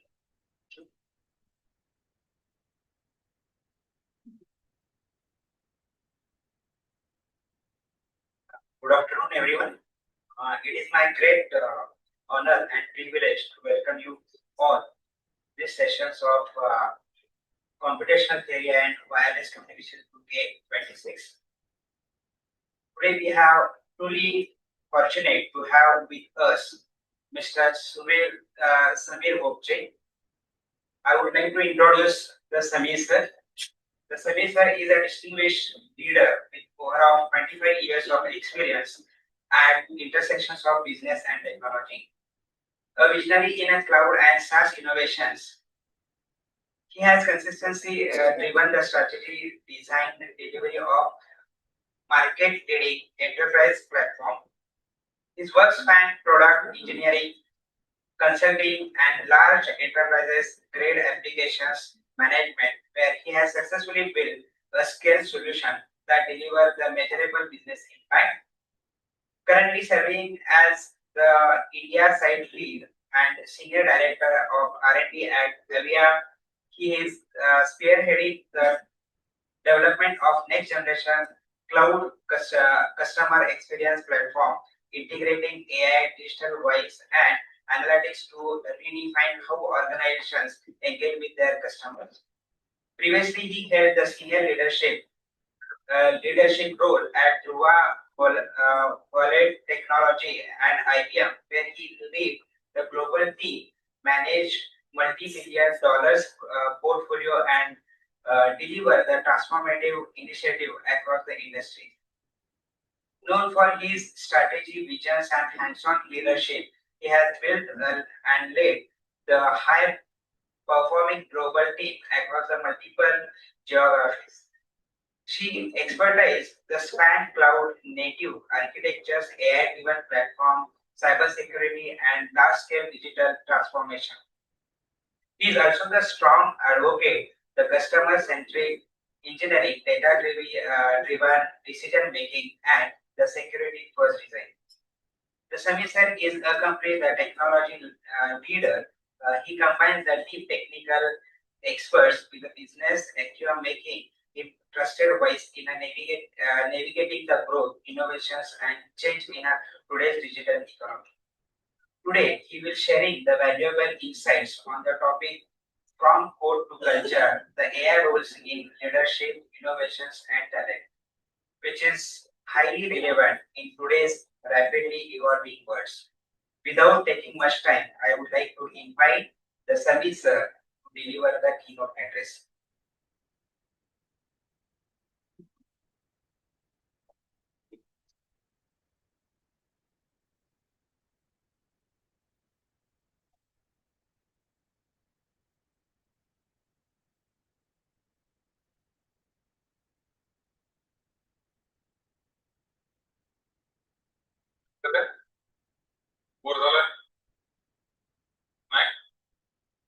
None of the speaker is giving you that ample opportunity to scroll, right? Therefore, every session is long, it's prolonged, right? Kitne log so rahe? How many people are sleeping? All right, so let's do something different, right? So you must be confused now, right? So all the dignitaries came, they speak about something, right? So this I said that you should be doing something which is co-original. Chetna ma'am suggested that you should know finance. You must be wondering now, what should we do? Right? We have our exams. We need to prepare for that. There are orals and vivas. We need to prepare for that too, right? So let's do a small exercise first, okay? I want you to close your eyes. Sona nahi hai. Don't sleep. Close your eyes and think of something which is really important to you, okay? It cannot be like, I want to buy an iPhone, or I want to buy that fancy dress, or I want to buy a bullet or that KTM bike. Nothing. It should be meaningful, okay? Meaningful like making your parents proud. Landing for that one aspirational job that you want to do. Imagine? Able to see that? Okay. Now open your eyes and think that this is not happening. Not because you didn't work hard for it. Things happen. It's life, right? Things happen. Now, why I want to talk about all these things, right? Okay, why it is relevant over here? I want to start with one short story so that you can, listen to what I want to talk to you, okay? In 1940, there was one gentleman. His name is Ernest. Let us stick with his first name, okay? I want to give you some exercise to you to find out his last name. He was the explorer and he was standing on one boat. The boat name was Endurance. He was standing on the boat with 27 people, okay?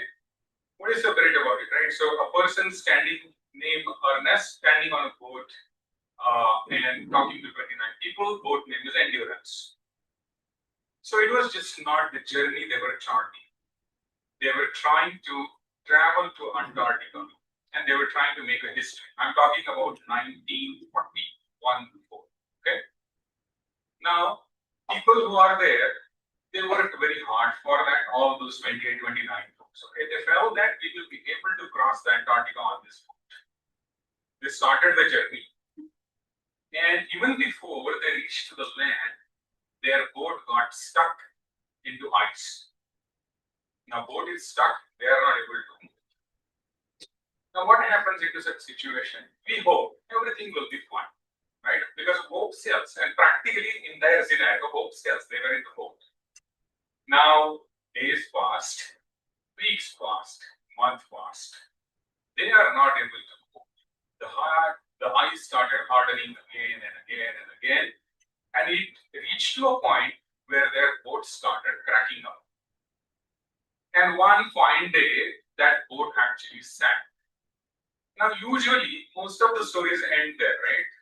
First, game over, case collapse, right? Now, what has happened there? The person, I can tell his full name now, James Stapleton, Ernest Stapleton. What he did is, he stopped in front of his team and he said that no more Antarctic mission. We are not going to do that. All right. What we will do is that our mission from here is that take every person alive and go back. Sab log ko chinda office aane ka hai. Okay. Now, if you look at the theoretical aspect of this project, what has happened here? He has failed miserably, right? So he didn't complete his mission, what he started upon. But what is important is that he didn't lose his purpose. So those guys started taking the smaller decisions. They entered into a lifeboat which are there, and they started their journey towards the land. It took them months to reach the land, but they were alive. Now, what has stuck this with me is that you will have goals in your life. It's not necessary that all those things that you are dreaming of, they will go as per the plan. You will fail miserably. But is that the end of it? No, it's not. And let's talk about that, right? So you would have seen, heard, Antaha Asti Pragamba. Do you know what is the meaning of that? Other than the, many folks are keeping those as a tattoo and WhatsApp status. What does it mean? Antaha Asti Pragamba. Anybody? The end is to them, right?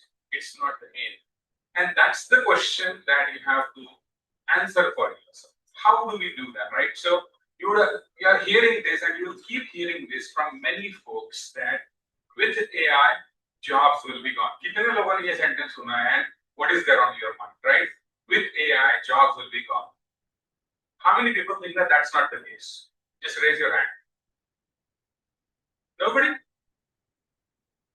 Okay, there are a few optimists out there who thinks that even if the AI is there, job will not be gone. Now, I want to give you one more example of your own city.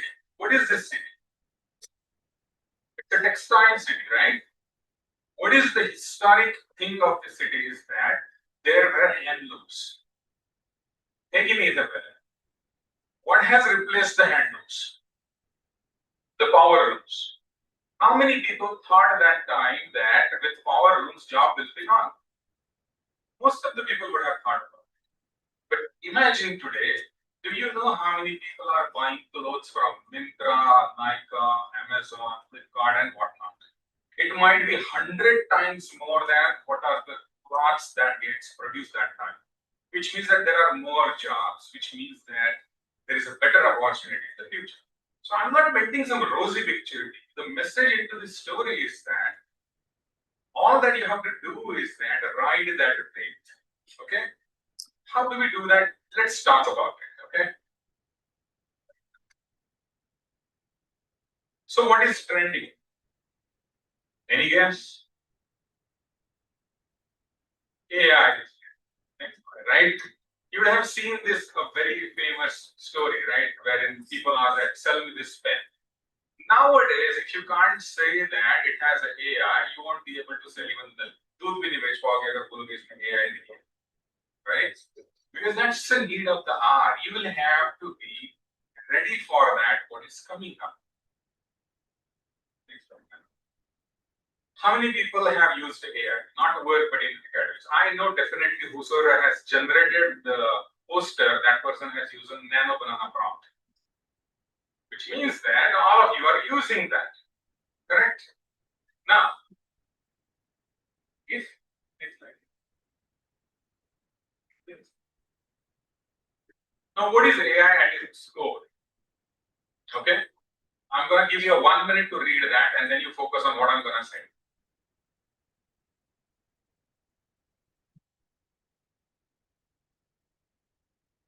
All right, come back to me now. AI at its core, it is like you do have a very smart assistant with you full time. Okay, a person who will obey your orders without asking for money, without critiquing that boss too much, boss kuch ho gaya, right? And आज बहुत बर्तन दे दिए तो निकले नहीं. The day will come when AI will wash your utensils also. That day is not coming, right? So first, imagine that AI is your assistant. The assistant who is there to follow your order to the T. Next.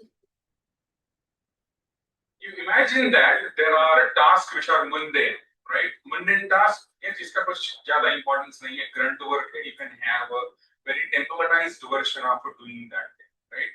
So I just quoted here one of the company, JP Morgan Chase, right? So it's one of the banking institutions, and they do have an army of lawyers, right? So you should have seen that or heard about it that investment is subject to a market risk, right?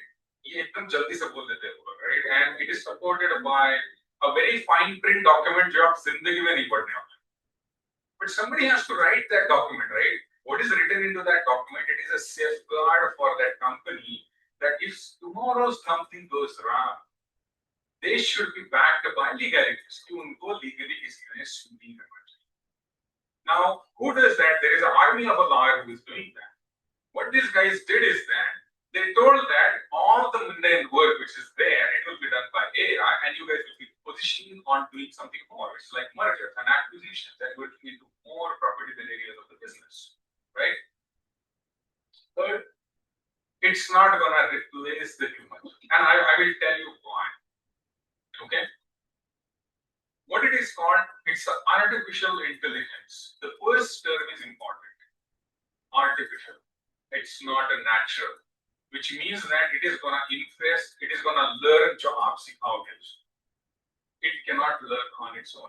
The day will come when the maturity model will be enough. I think that time AI should be able to learn on its own because it will have its more ethical character, moral character. Till then, we do have some learning. So it's very important that what we are going to train into that.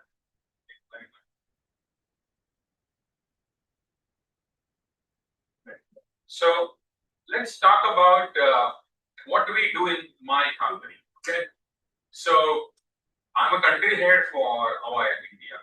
How many people have heard the company's name? It's okay if you haven't heard, I will tell you.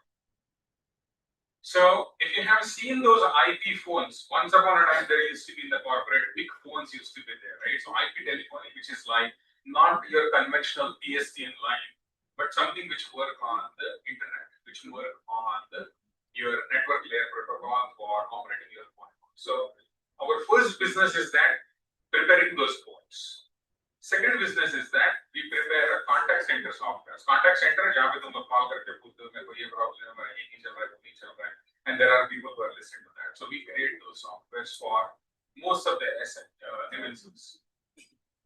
Now what is changing is that once upon a time हम लोगों को पहले requirements मिलते थे, right? So this is the requirement that we need to build. We used to think on that, उसका design बनाओ, उसका architecture बनाओ. We used to go through the whole current of going through that, and it used to take a month and weeks.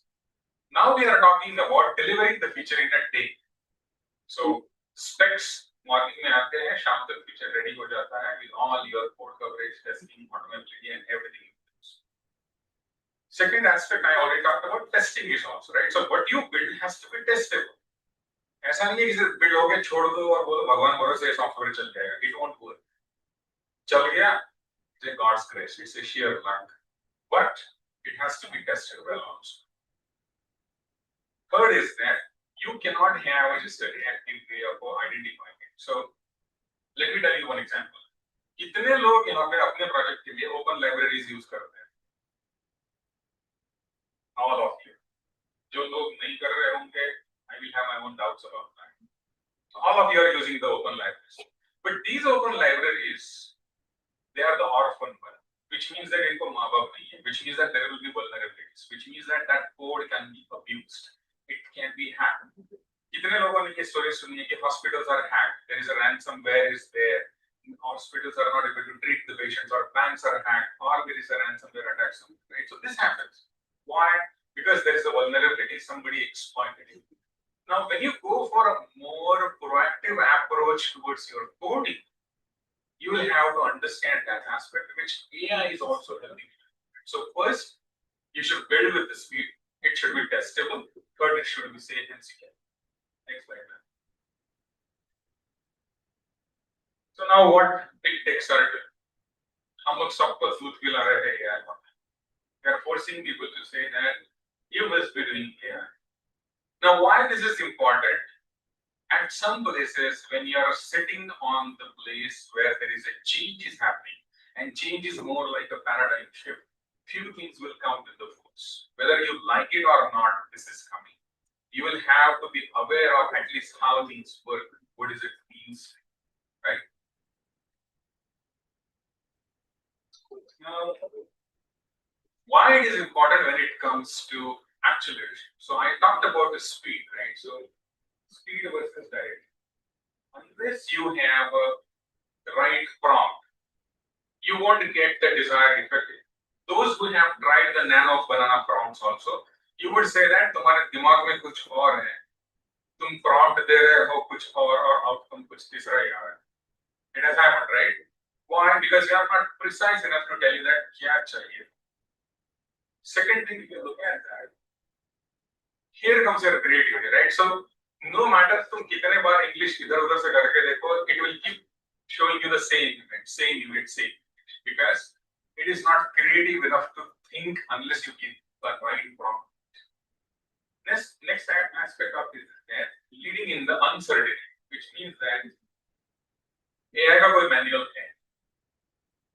The things that it will teach you is the models that are existing available, the data which is already mined into the internet, and the way you are prompting, right? So there comes underlying information also. It says that this data will be used for internal training purposes, which means that your prompts, your natural language, the way you think, it's also built into the process of understanding, right?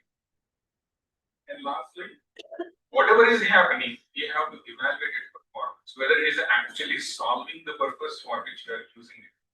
अगर वो नहीं हो रहा है, you need to change your course.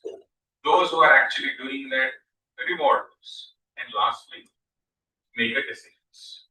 Next slide.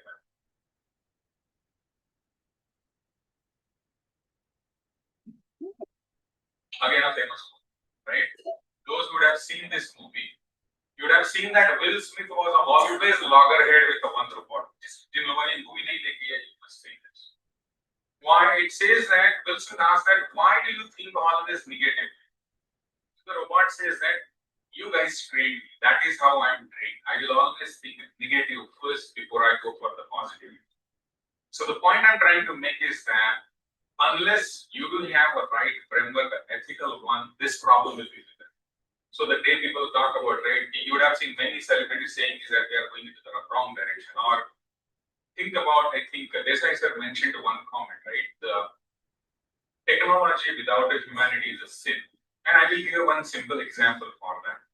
How many people have experience in their life कि WhatsApp के एक silly comment के वजह से there are quarrels, there are murders, there are people unhappy, there is a relationship problem. Can you imagine that whenever that system was thought about, nobody thought कि मेरे को ये करना है उससे, right?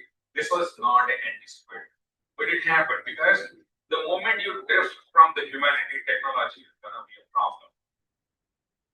Next slide. with great powers comes a great responsibility. ये सिर्फ Spiderman को applicable नहीं है. This is applicable to everybody who is into the technology area, right?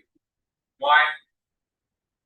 I came across one of the situation wherein a recruitment tool, AI tool, it used to give a bias to the male applicants for other than female applicants. It happened. The system was into the production for a while. More male applicants got selected, females were rejected.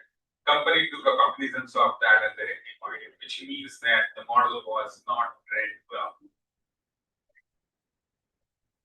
Lastly, again, the point, AI is going to remind us what we are going to feed it. That's how your model is going to work on that.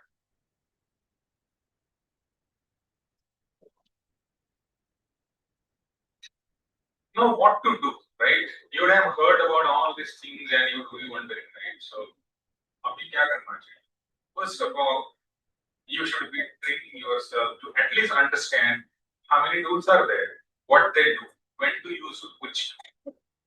And more precisely, you cannot go away from your system design. Okay? No matter how good a prompter you are, unless you don't understand your system design, you are not going to build a system which is sustainable. तो लोग POC बना लोगे. Currently, the biggest gap into AI is that from POC to the production grade software, ये journey काफी बड़ी है. And where it is lagging is that, see, you give a prompt, AI will explain you the.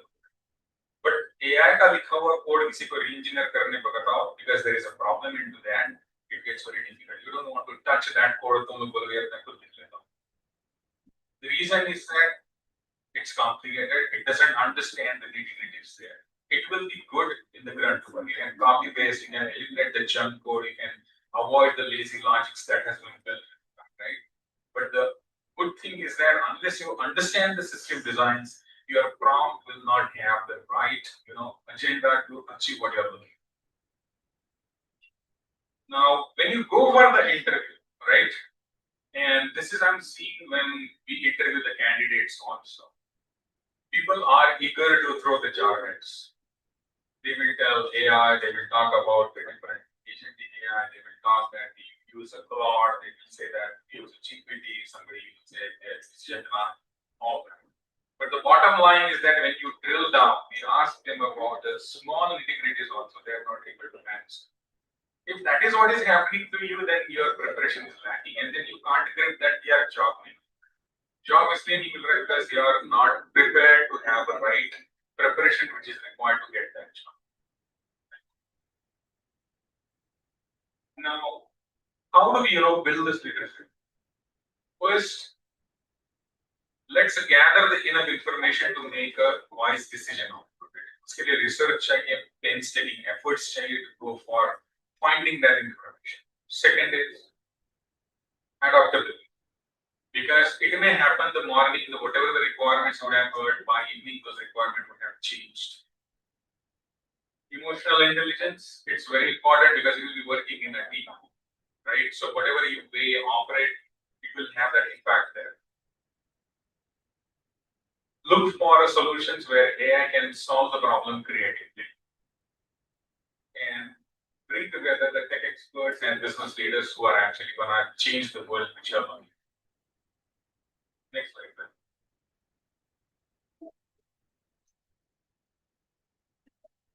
Now, before I go to my last slide, I want to give you one thing that you can think.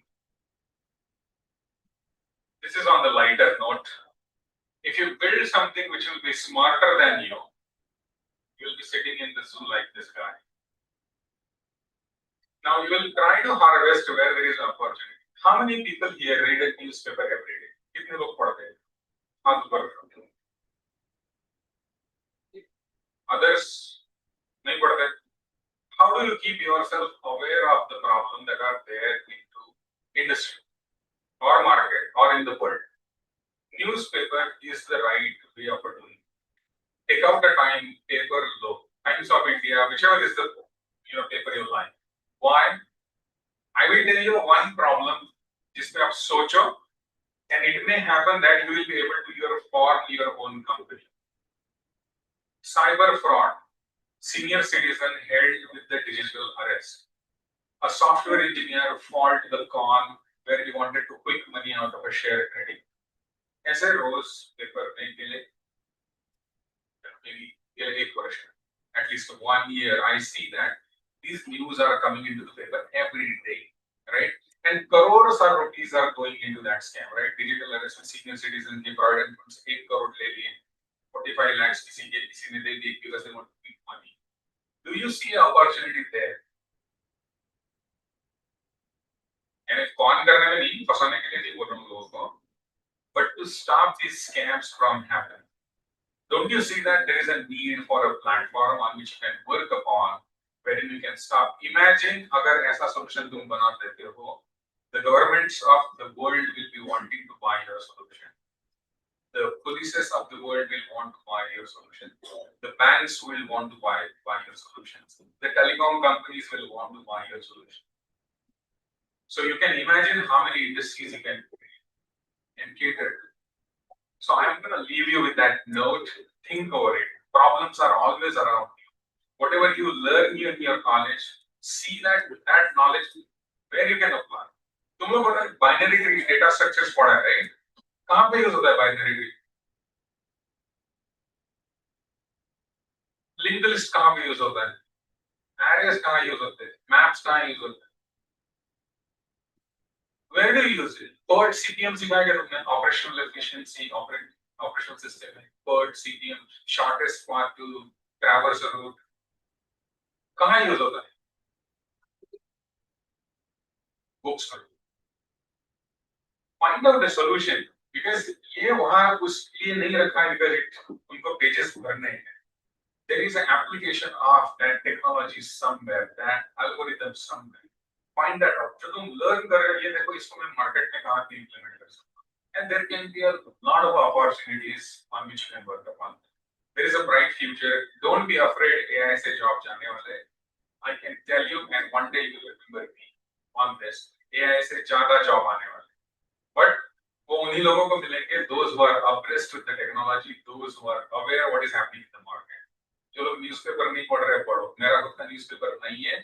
I'm not promoting newspaper. I'm just trying to tell you that get yourself aware with what is happening in the world. All right. So thank you so much for listening to me. Thank you so much, sir, for giving me support. Thank you.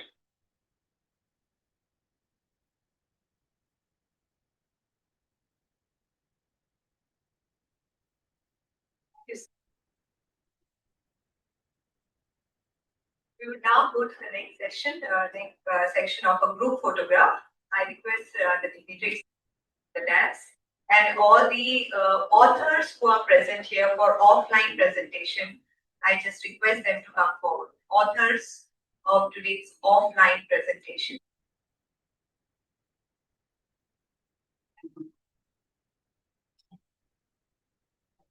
Please come forward, authors of offline presentation. Please come forward for the group photograph.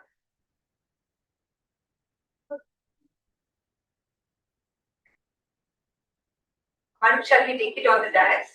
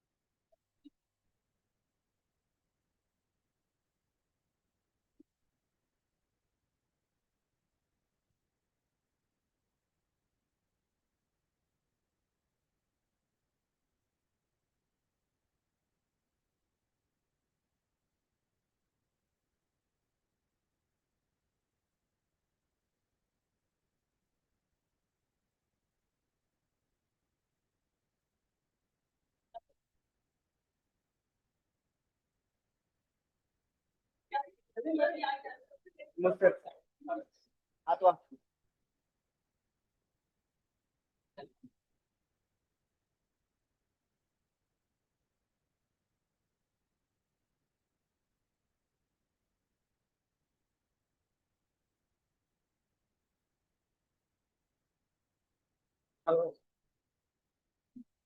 Okay.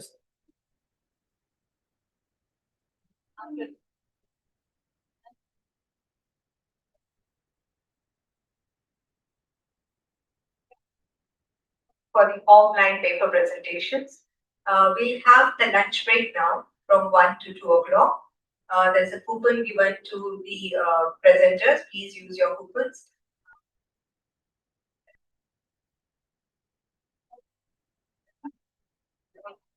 The venue is Darbar Hall, where you had your morning breakfast. I'll just try to read the venue for the offline presenters so that you could come to the venue after your lunch.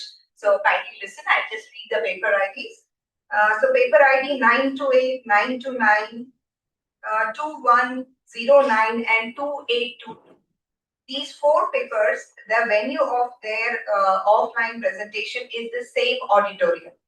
Okay, so these 4 paper presenters with these paper IDs are expected to be here after the lunch.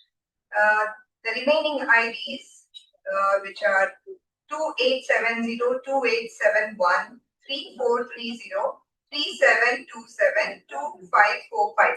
5 papers. The venue of your presentation is Textile Seminar Hall. You could come to ETC department and we could just fetch you to the hall in case you do not find the hall. Okay, you could come to ETC department. You could ask anybody there about Textile Seminar Hall. The venue of your online presentation is Textile Seminar Hall. So 2 o'clock sharp, we start with offline presentations. Thank you. And I thank all my dear student participants. I know this has been a very long session for you, but I think at the same